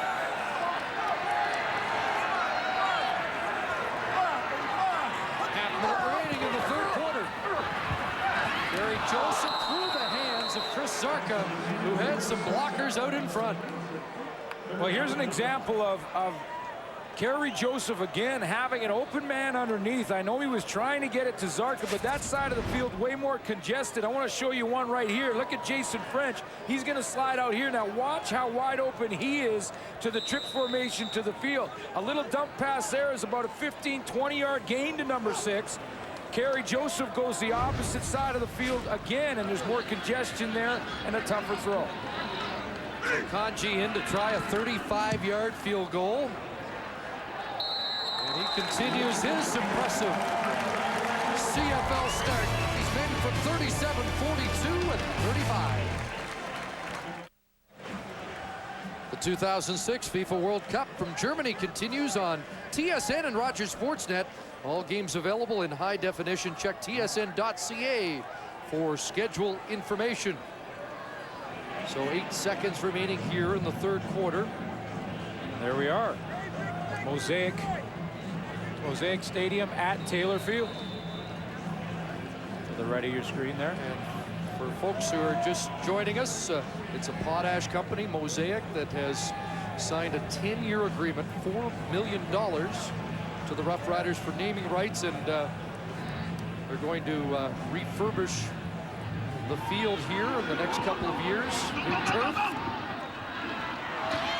And Antonio Warren cut down.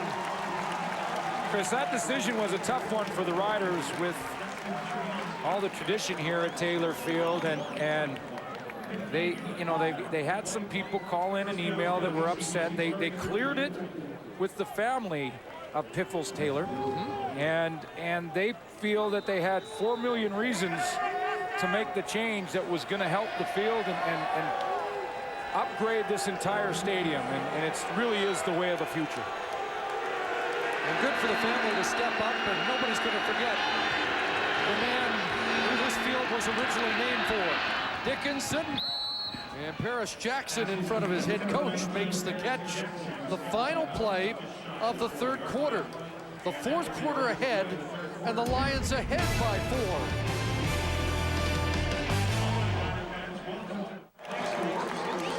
The stats after 3 quarters are brought to you by Rona, proud league-wide sponsor of the CFL. Stats are pretty even. Both teams playing well defensively. Just 80 yards passing for the Saskatchewan Roughriders. They're going to need to pump that number up a little bit in this fourth quarter. You know, it is only week 2, but it didn't take long to get to Mosaic Stadium and be reminded that a win by Saskatchewan, there's a 4-way tie for first. A loss by Saskatchewan, and they're already behind the 8 ball. Tons of pressure on the organization here in Saskatchewan. Danny Barrett and Roy Shivers. The good news for Rider fans is that Kerry Joseph for 3 quarters didn't look comfortable. He's looking more and more comfortable right now in that passing game. However, the BC Lions have the football as we start the fourth quarter, 2nd and 5 at their own 39.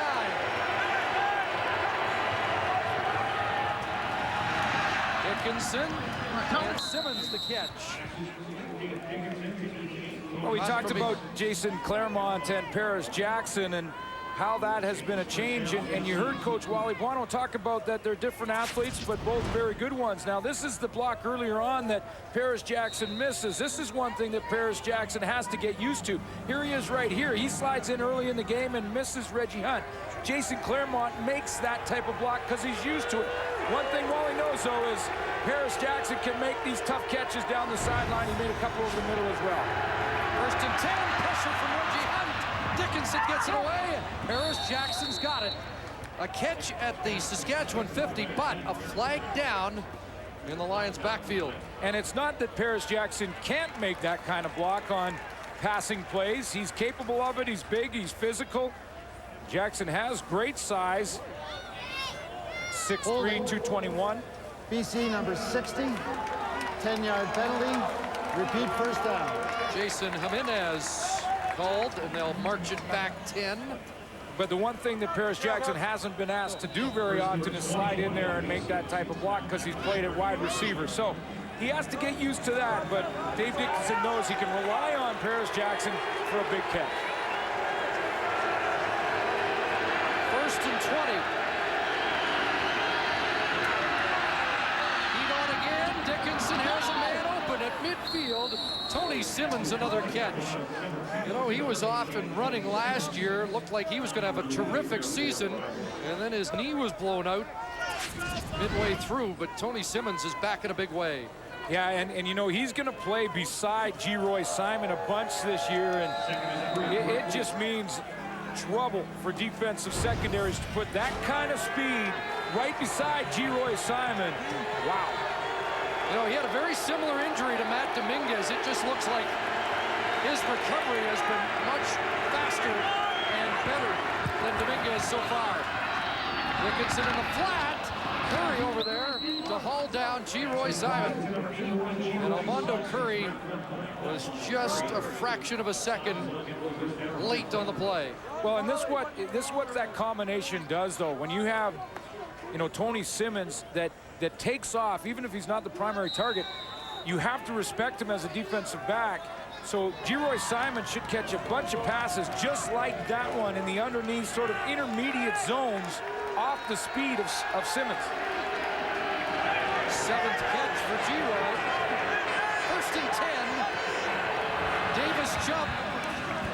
Flags down. And a catch by Ackrey.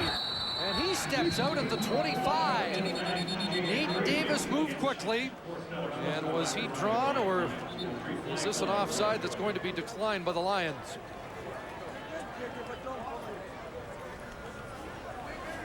Offside. Saskatchewan, number 98. Penalty is declined. 1st down. So the 23-yard reception stands.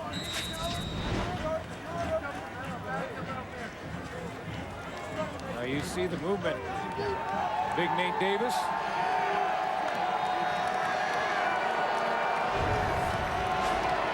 First down at the 25. Dickinson time, and now releasing to Antonio Warren, a short gain. He steps out after a couple. It'll be 2nd and 8. Dave Dickinson in this drive has become a little bit left-handed, meaning that he's going to the left side of the formation a bunch. Over on that side has been Eddie Davis and Omar Morgan. That's going to the strength of the secondary when you talk about veteran savvy and athletic ability to attack their strength. Davis, the 12-year veteran, the only member of that secondary with a knockdown last week, which I think was indicative of how poorly that secondary played. 2nd and 8. Dickinson with a flag down and an incompletion, calling Ryan Thelwell's number. And Thelwell, coming back off a knee injury, hasn't seen much action. Devin Bush was in coverage. Whenever, Chris, a flag is thrown behind the quarterback, it's often a holding call. I always look for the defensive lineman. Holding. BC number 56. Decline. 3rd down. And the guy that was waving frantically was Fred Perry, 41. And Rob Murphy was called on the holding. I bet that Rob Murphy was playing against Fred Perry.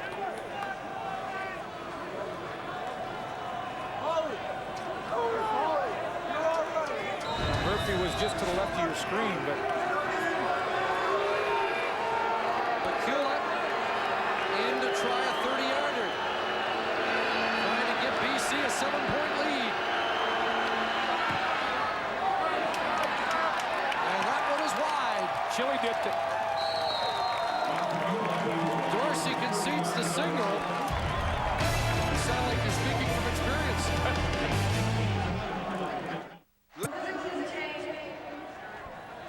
Well, so much pressure on these Saskatchewan Roughriders right from the get-go this year. After back-to-back 9-9 seasons. And this the start of the 7th year for Danny Barrett. You know, and they made the playoffs, so that's the positive thing. You can see that the playoffs have been made bang, bang, bang. But when they lost that West Final in 2004, that one has sort of been where the fans have started to be upset.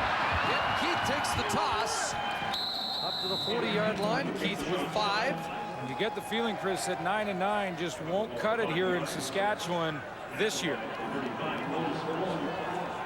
Bakula's miss makes it a 5-point deficit. What a break for Barrett and the Saskatchewan Roughriders. who can take the lead with a converted touchdown.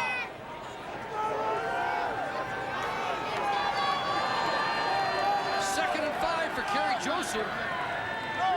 Still not with 100 yards passing on the day.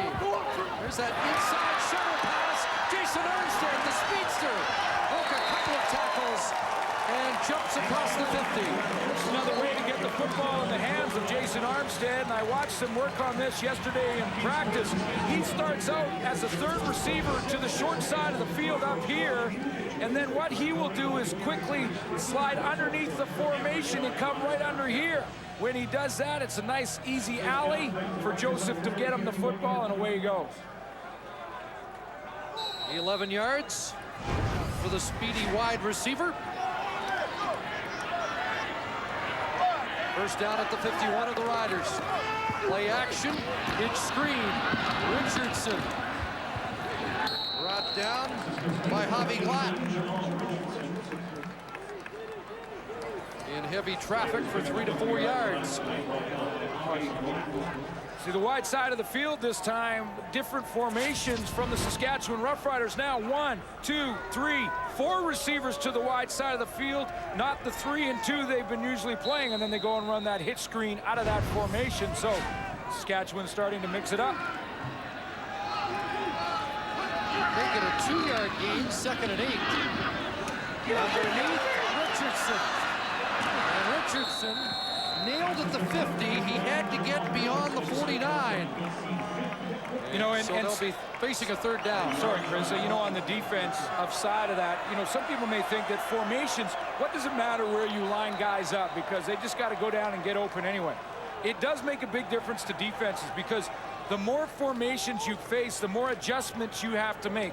Anytime Dave Ritchie now has to signal in the original call, and that call has to be changed on the field 3 or 4 times by Baron Miles because of new formations, it makes the defense think.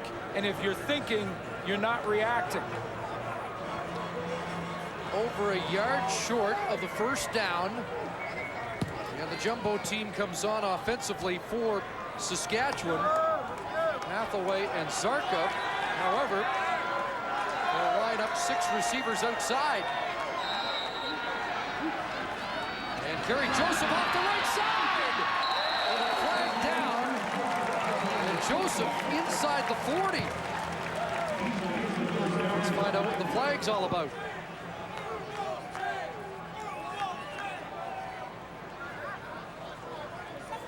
Offside. BC decline. 1st down.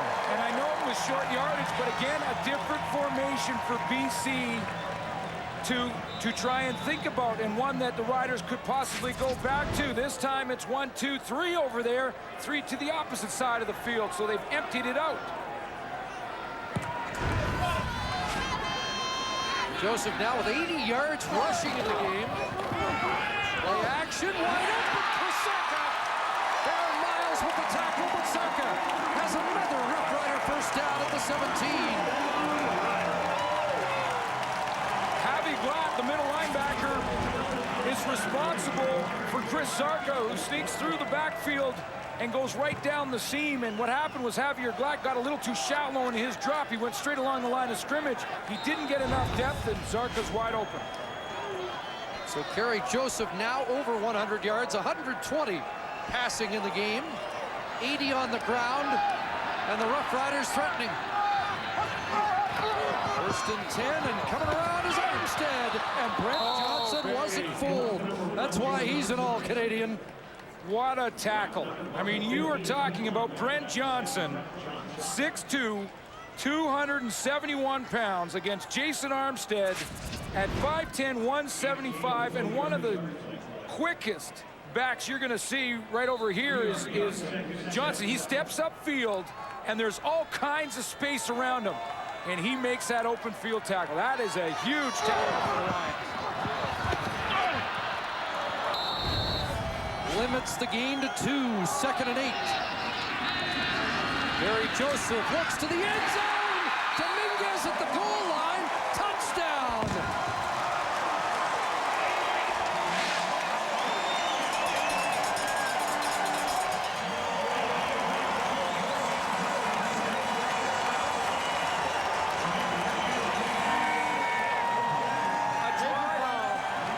Roughing the passer.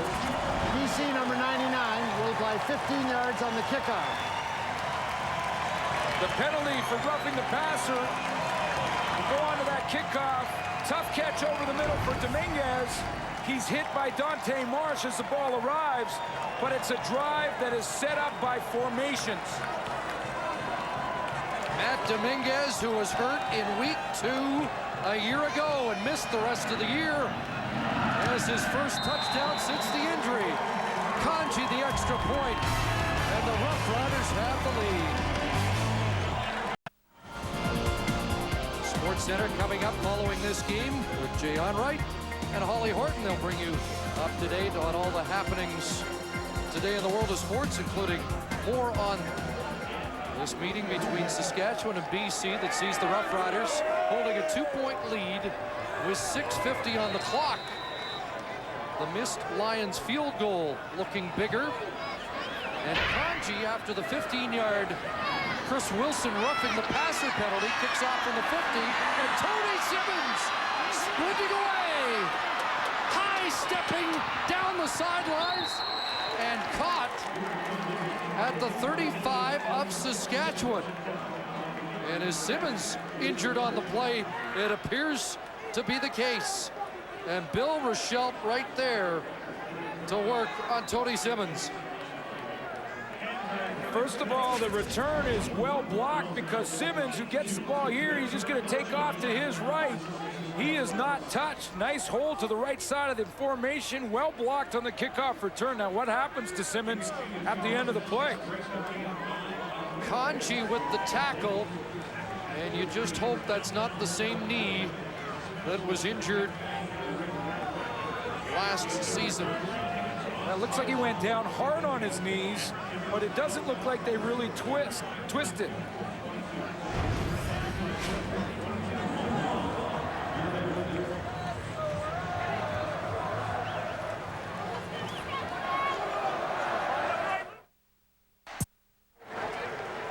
Good field position for the BC Lions, but Dominguez has got the Riders the lead, and it was a nice little move to cross the plane of the goal line. Here, he hasn't crossed the plane, and Marsh is going to put a good hit on him. Right there, he's still not crossed the plane with the football. His left foot is over, but the football isn't.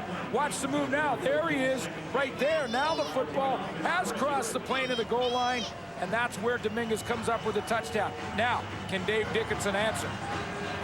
Well, he's set up after the 72-yard return by Tony Simmons. Brett Anderson checks in to replace the injured wideout. Dickinson over the middle, and Paris Jackson has the catch at the 21. Eddie Davis may have given away the defense for Dave Dickinson in that play. He started to back out of there really quickly, showing a zone drop.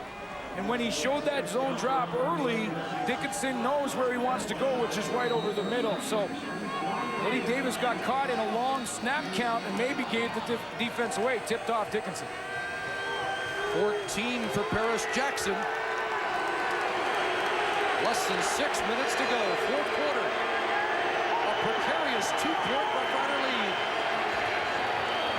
Dickinson looks to the near side. Jackson drilled. Heavy hit from the corner, Omar Morgan. And 6 more for Jackson. Paris is the under guy on the rub route. Basically, he gets up holding his right shoulder. He took a pretty good hit after the play. But here he is right here. There's zone defense again. Now he's going to come underneath that, and there's a little bit of a pick. Ryan Thelwell had gone deep, and that caused the problems for the Saskatchewan Roughriders. And Jackson takes a knee, and so they lose Simmons. 2 plays later, Jackson has to come out after his 5th catch of the game. Well, not a lot of receivers dressed for this one tonight for Wally Buono. Another look here, Omar Morgan. Nice clean hit. And clearly Ryan Thelwell not back at full speed yet. Yeah. Hasn't really been a huge factor in the first 2 weeks. 1 catch last week, albeit a touchdown. But suddenly, receiver depth to question. And Brett Anderson right behind him joined the team after training camp was over. And didn't get a full camp, so a little thin in the receiving corps for the BC Lions here in Taylor Field. Well, we've got an update on Tony Simmons. Let's join Ray Morrison. Chris, Tony Simmons has hyperextended his right knee. Long term, he's going to be okay, but the training staff right now is telling me with 5:19 to go in the fourth quarter that he will not return to the field today. Well, the positive or silver lining of that, not as serious as the injury last year that sidelined him for the season. You could tell that the way he was bending his knee on the bench there, that this is more of a precautionary move. I mean, he's got some pain, so they don't want to put him back and just risk any further injury. And there goes Paris Jackson, who now has to sit out 3 plays, at least. Veteran Bill Rochelle has been a busy man. Simmons with 6 catches, 73 yards, and Jackson, who goes off after his 5th catch for 50. So Ackrey and Simon are in. Anderson and Lyle Green sets up as a receiver to the left side on 2nd and 4. And Dickinson looks for Thelwell. Morgan with the quick hit, and a flag comes down as Reggie Hunt roughed Dave Dickinson up. Reggie Hunt, late hit on Dave Dickinson. He goes to the short side of the field. The Lions went with that bunt formation, 3 guys to the left, and it's just another little pick play. Roughing the passer. Saskatchewan number 9. Half the distance to the goal line. First down. Here's your bunch formation. 1, 2, 3 in the bunch formation to the left. Little pick underneath to Thelwell. But Reggie Hunt had rolled into the legs of Dickinson. And that'll put it on the 4. Ryan Thelwell's first catch of the day. 1st and goal, BC at the Saskatchewan 4.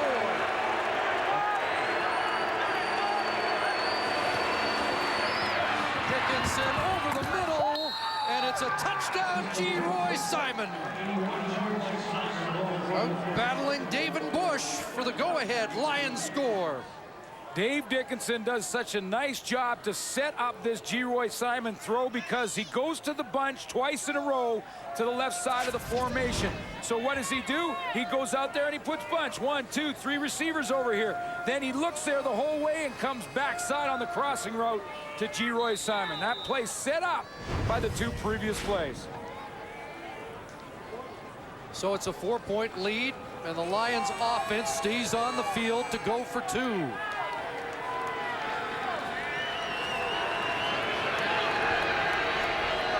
Bunch formation right side. Dickinson looks the other way. For Simon, incomplete. He was locked up with Eddie Davis, and a late flag flies. And Davis will plead his case to no avail. Well, Davis hung on just a little bit too long when the ball was in the air. Simon doesn't do anything fancy here. He's just going to go ahead and run a fade route like that. Illegal contact on a receiver.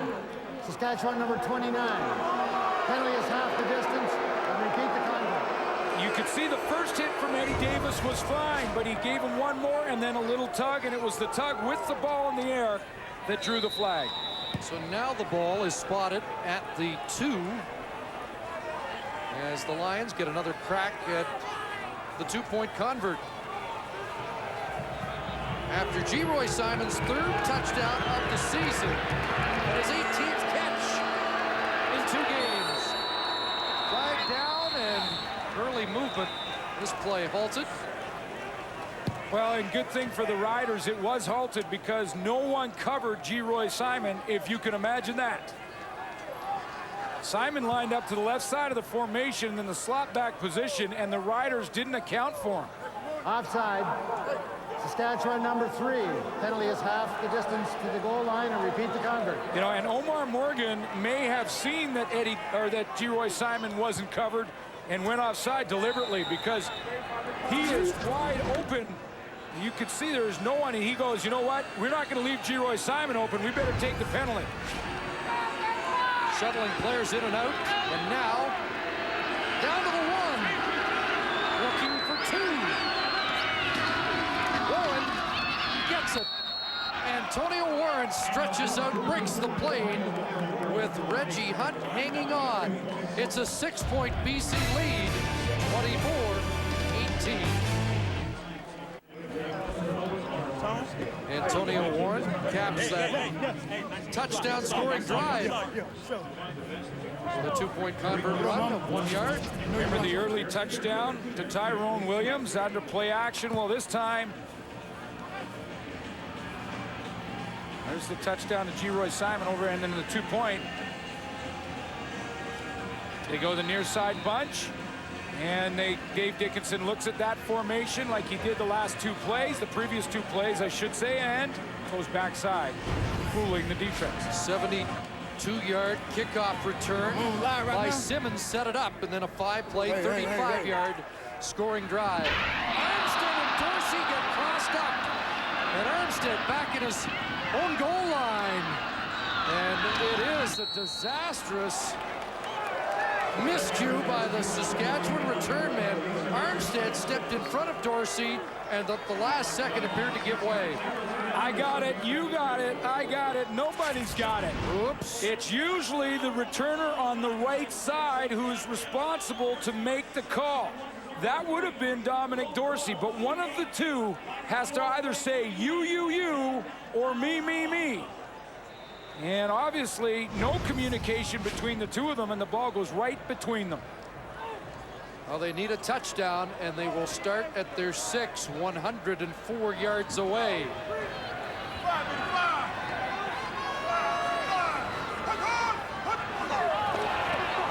Movement looked like the Lions jump.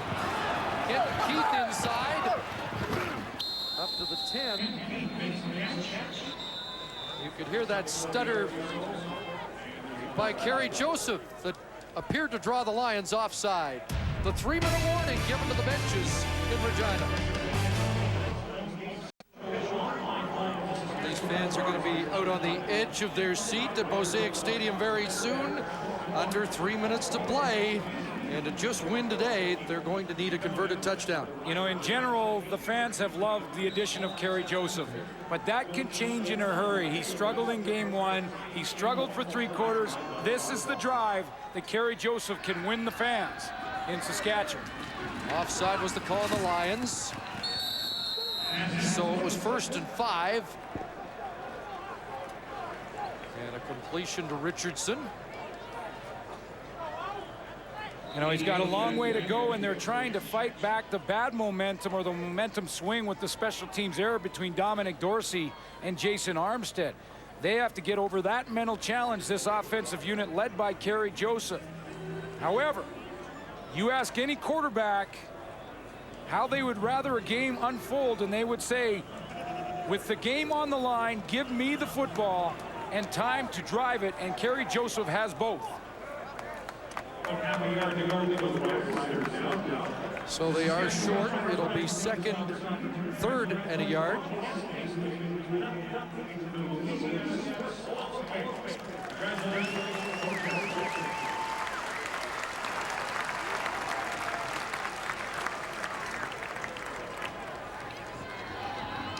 And it is 3rd and 1.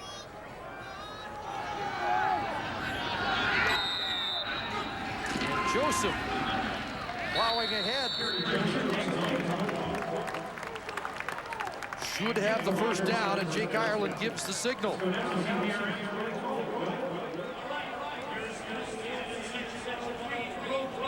They have lots of time. I mean, with 2:36, Kerry Joseph really doesn't have to get into the fire offense or the hurry-up offense where he calls plays on the line of scrimmage. Although it won't be long before he will have to. Well, he's been an effective runner today. Let's see if he uses his feet to help his cause. He'll swing this one out, and good contact there. Dante Marr stepped up from his cornerback position to lay a lick on Kenton Keith.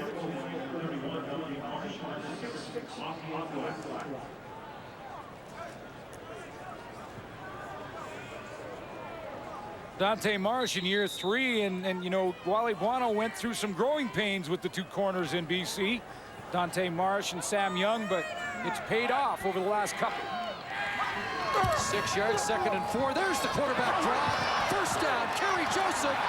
And he'll slide underneath at the 35. Good start for this drive with Kerry Joseph to get Kenton Keith involved out of the backfield.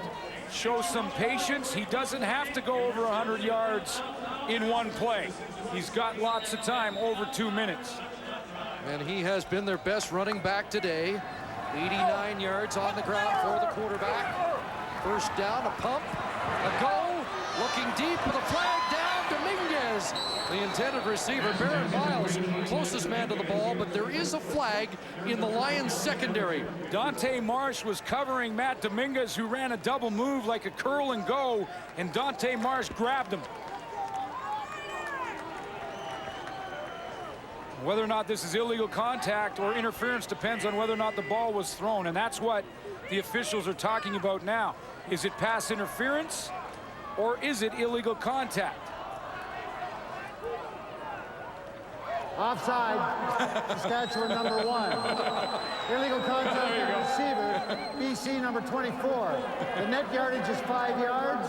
It'll be first down repeated and 5 yards to go. The timing was interesting there on the announcement, but there was one other penalty for offside, and it was illegal contact because the ball wasn't thrown. So it's first down over, 1st and 5 at the 41. Here comes the rush. Joseph gets it away, and it's dropped by Armstead after Ryan Phillips, the nickelback, came on a blitz and put the heat on Joseph. Change up for the BC Lions. Ryan Phillips is the nickelback. He comes in passing situations, and he really didn't disguise anything. He just lined up and knew he was wide enough that none of the offensive linemen could get to him, but he had the speed to get to Joseph and rush the throat. 2nd and 5, 1:43 on the clock. Riders have to go 69 yards. Joseph, a completion in traffic, and a big catch there by Jason French. Coming off 57 catches last year, he's been quiet in the early 2006 season. Well, and Javier Glatt was sliding over there from the middle linebacker position, and I think he was surprised that Joseph tried to gun it in there.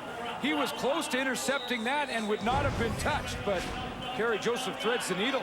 Well, it's been an impressive drive so far. Fresh set of downs. Joseph runs up, gets to midfield, brought down at the Lion 53, 6 to 7 more. What the BC Lions can do if Kerry Joseph is continuing to run that quarterback draw or scramble up the middle is they'll have to spy a linebacker on him. That would mean like Javier Glatt or Otis Floyd would be responsible for staying in there and spying the quarterback. The problem with that from the defensive perspective is it opens up a zone. 2nd and 4, Joseph with 95 yards on 9 carries. Make it 10 now. Kerry Joseph to the 49, and he'll be close to another first. Well, here it is, and exactly what the defense for the BC Lions do. Watch how shallow Javier Glatt right here is going to play it. He's not going to get deep for Kerry Joseph. He's just going to stay right at that spot point where he lined up, and he's the guy who's going to go and track him down. That opens up a seam in behind the linebackers if Joseph can find it. Boy, that's the advantage of having a quarterback who's built like a running back. 10th play of this drive. Kerry Joseph. Jamal Richardson. Jamal Richardson. He will score. Touchdown, Saskatchewan.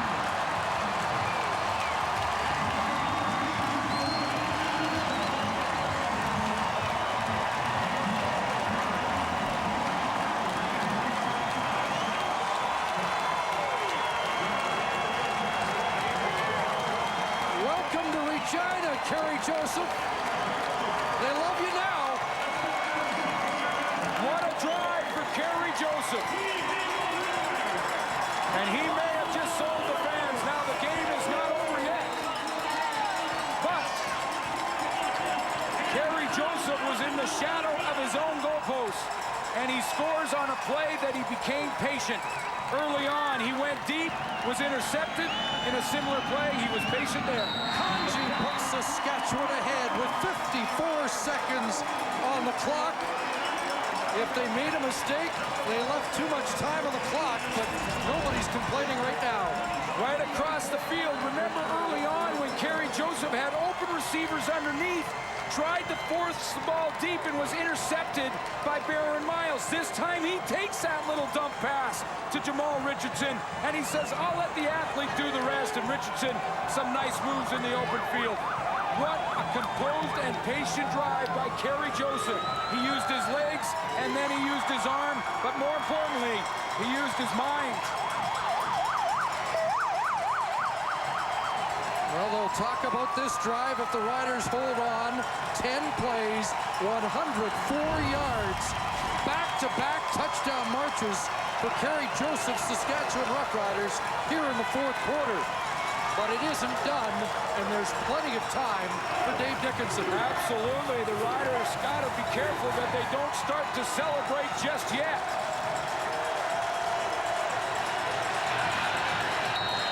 They're all on their feet here at Mosaic Stadium.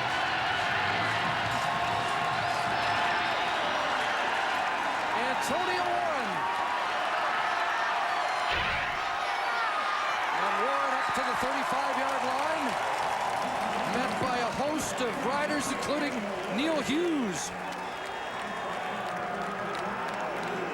In this game, when the Riders wanted to make Dave Dickinson become more patient, they've rushed 3 defensive linemen and dropped everybody else, dropped 9 in the coverage, making Dickinson throw it underneath.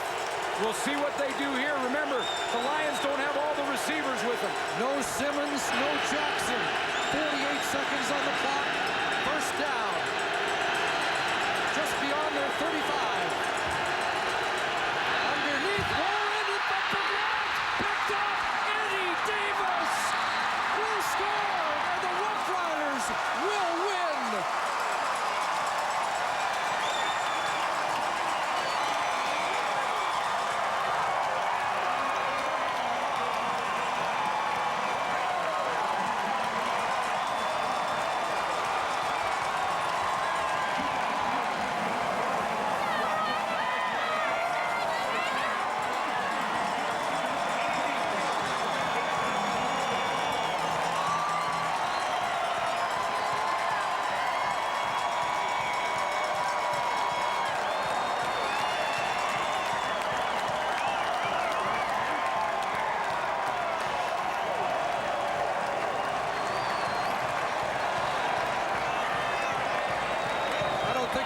Saskatchewan cares what they call the stadium right now.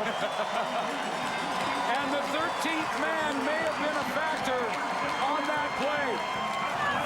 The crowd were on their feet. Dave Dickinson had to battle the crowd. This is not Dickinson's fault. Antonio Warren right here is going to tip this up in the air, and that gives Eddie Davis some time to get back. Warren tried to one-hand catch it. He was too casual. The crowd was going crazy. Eddie Davis closed in a hurry.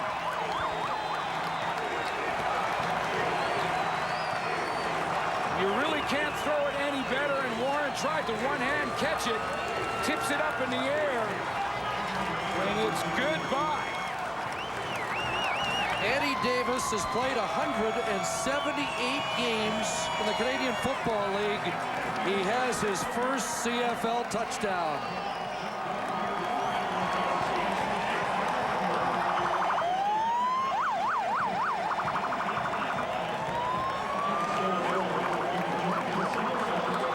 It's only week 2, but don't tell that to anybody here in Saskatchewan. This had the urgency and the pressure of quite a playoff game, but one Saskatchewan felt they had to win. After week 1, when they were embarrassed in BC Place Stadium, there were all kinds of questions. Is this team as good as Roy Shivers thinks it is? Is Kerry Joseph a quarterback that can take them to the next level? Well, a 104-yard drive for Kerry Joseph and a great game out of their defense led by Eddie Davis. And they've got some answers to those questions. 37 seconds left on the clock. We'll return to Regina after this. The kickoff by Kanji, the return by Acri. Struggling, steps out before he got to the 35. I have to just change something here. What's that? What would you like to change? This isn't over yet. This is the CFL. And that's number 12. And it's an 8-point lead with 30 seconds left, which means that Dave Dickinson can still tie this game with a touchdown march and a 2-point convert. So we will not get ahead of ourselves yet. But 30 seconds as opposed to 53 seconds for Dave Dickinson means that he will have to force the ball down the field a little bit in this drive. At 53 seconds, which is where he had it on the last drive that was intercepted by Eddie Davis, he could just work the offense and chip away. Now he's going to have to force the football a little bit. Neil Hughes was shaken up on the kickoff return. Gives us time to check in with Ray Morrison. That injury to Paris Jackson, a slightly separated shoulder. That's the word from the BC Lions bench. So one wonders, even beyond today, if that might have some ramifications on this offense for BC. And by the way, that Tony Simmons knee injury, Chris, that is the same knee, the right knee that he had some problems with last year. Unfortunately, as Ray reported, hyperextension does not sound nearly as severe as the injury last year that ended Simmons' season. These two teams, a reminder, will go back at it July 14th in BC. They didn't play till week 9 last year. And Saskatchewan plays BC 3 of their first 4 this season. Both injuries devastating at this situation, especially in Tony Simmons, because he's the speed guy, and if Dave Dickinson needs to force it, you need your speed guy to be able to do that. He's going to be looking heavily to G. Simon now, who's going to be the go-to guy. Is anyway, but with Paris Jackson out and Tony Simmons out, Thelwell still a little banged up. It's all G. Hughes hobbling off as we get set for the last half minute of dramatics here. What might be the best game of the opening 2 weeks in the CFL. Dave Dickinson back to work and overthrows Antonio Warren. Similar play, different defense for the Saskatchewan Roughriders, and they will allow Dave Dickinson to dump it to Antonio Warren. In fact, that works right into the Riders' hands at this juncture in the game. 25 seconds. Underneath throws are not going to hurt him. For Dave Dickinson, it's 3-down football, obviously.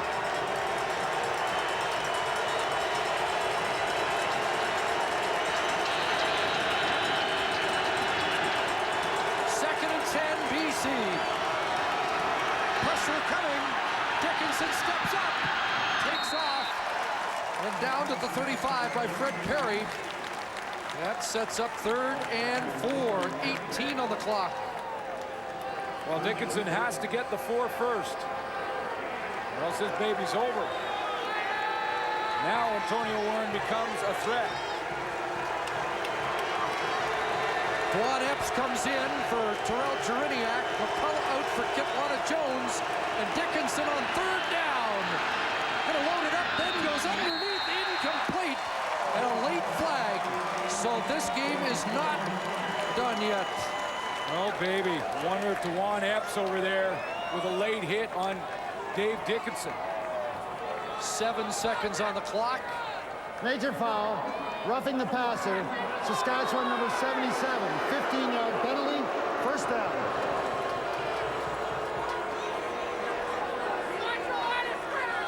So Epps to the sidelines. And one more shot for Dickinson. Well, it's time for Dickinson at this point in the field to Hail Mary and hope for a penalty. The Riders will drop way off and try and avoid the penalty and just knock the ball down. They're going to put in Jarius Jackson here to see how far he can throw it. And now the Roughriders want to call their timeout to make sure that everybody's on the same page. Saskatchewan. Ron Este, the defensive line coach out. He wants to confer with somebody. Well, it's pretty simple from the Riders' point of view right now. The only thing that really hurts them is a penalty down the field, a pass interference penalty. So that's where Eddie Davis comes in. He's got to go talk to the veteran Rider secondary. Tell them back off, 4 or 5 deep. Put an umbrella back there. Even let them catch the ball and then tackle them and hold them up. Make sure that the game ends and Dave Dickinson doesn't have another crack. For the Lions, Jarius Jackson, Chris, may have the stronger arm just to get it deep. 7 seconds to go.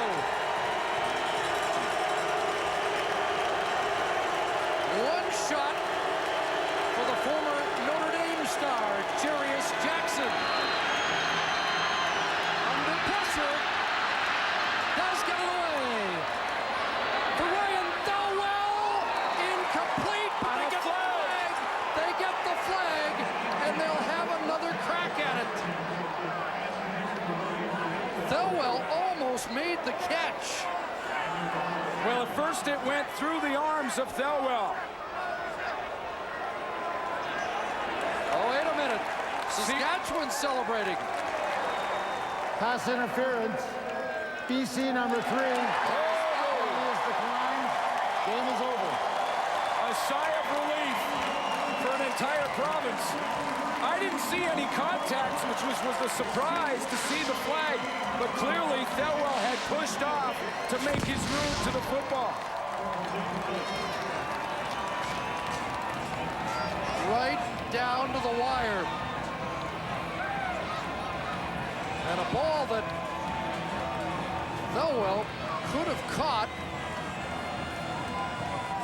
Apparently Thelwell pushed Eddie Davis through the hands of Omar Morgan, and well, Saskatchewan can breathe easy and celebrate their first win. Donnie Ruiz did have his hands on the shoulders of Ryan Thelwell, but didn't look like he interfered with him, but you could just hear the...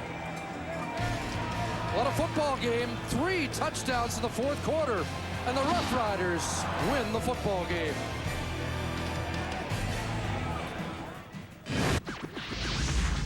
Time now for the TSN Turning Point, brought to you by the 2007 Chevy Avalanche. And here it is, Jamel Richardson, which turned out to be the game-winning touchdown on that great drive led by Kerry Joseph, and the Riders get it done in style, winning a thriller. A cash donation will be made to the Coaching Association for the training and development of Canadian coaches on behalf of TSN and the 2007 Chevy Avalanche, the most flexible vehicle out there. The Rogers player of the game in the losing cause is BC Lions quarterback Dave Dickinson, 279 yards passing, couple of touchdowns, but he couldn't get the one at the end that he needed, and the BC Lions suffer their first loss of the game. Saskatchewan wins it 32-24 on behalf of Chris. And out there, Cuthbert and Suter in the booth. What a way to finish off week 2. We'll be back at you this coming Thursday to start week 3, and we can't wait. Thanks for watching. You are watching TSN, Canada's football leader.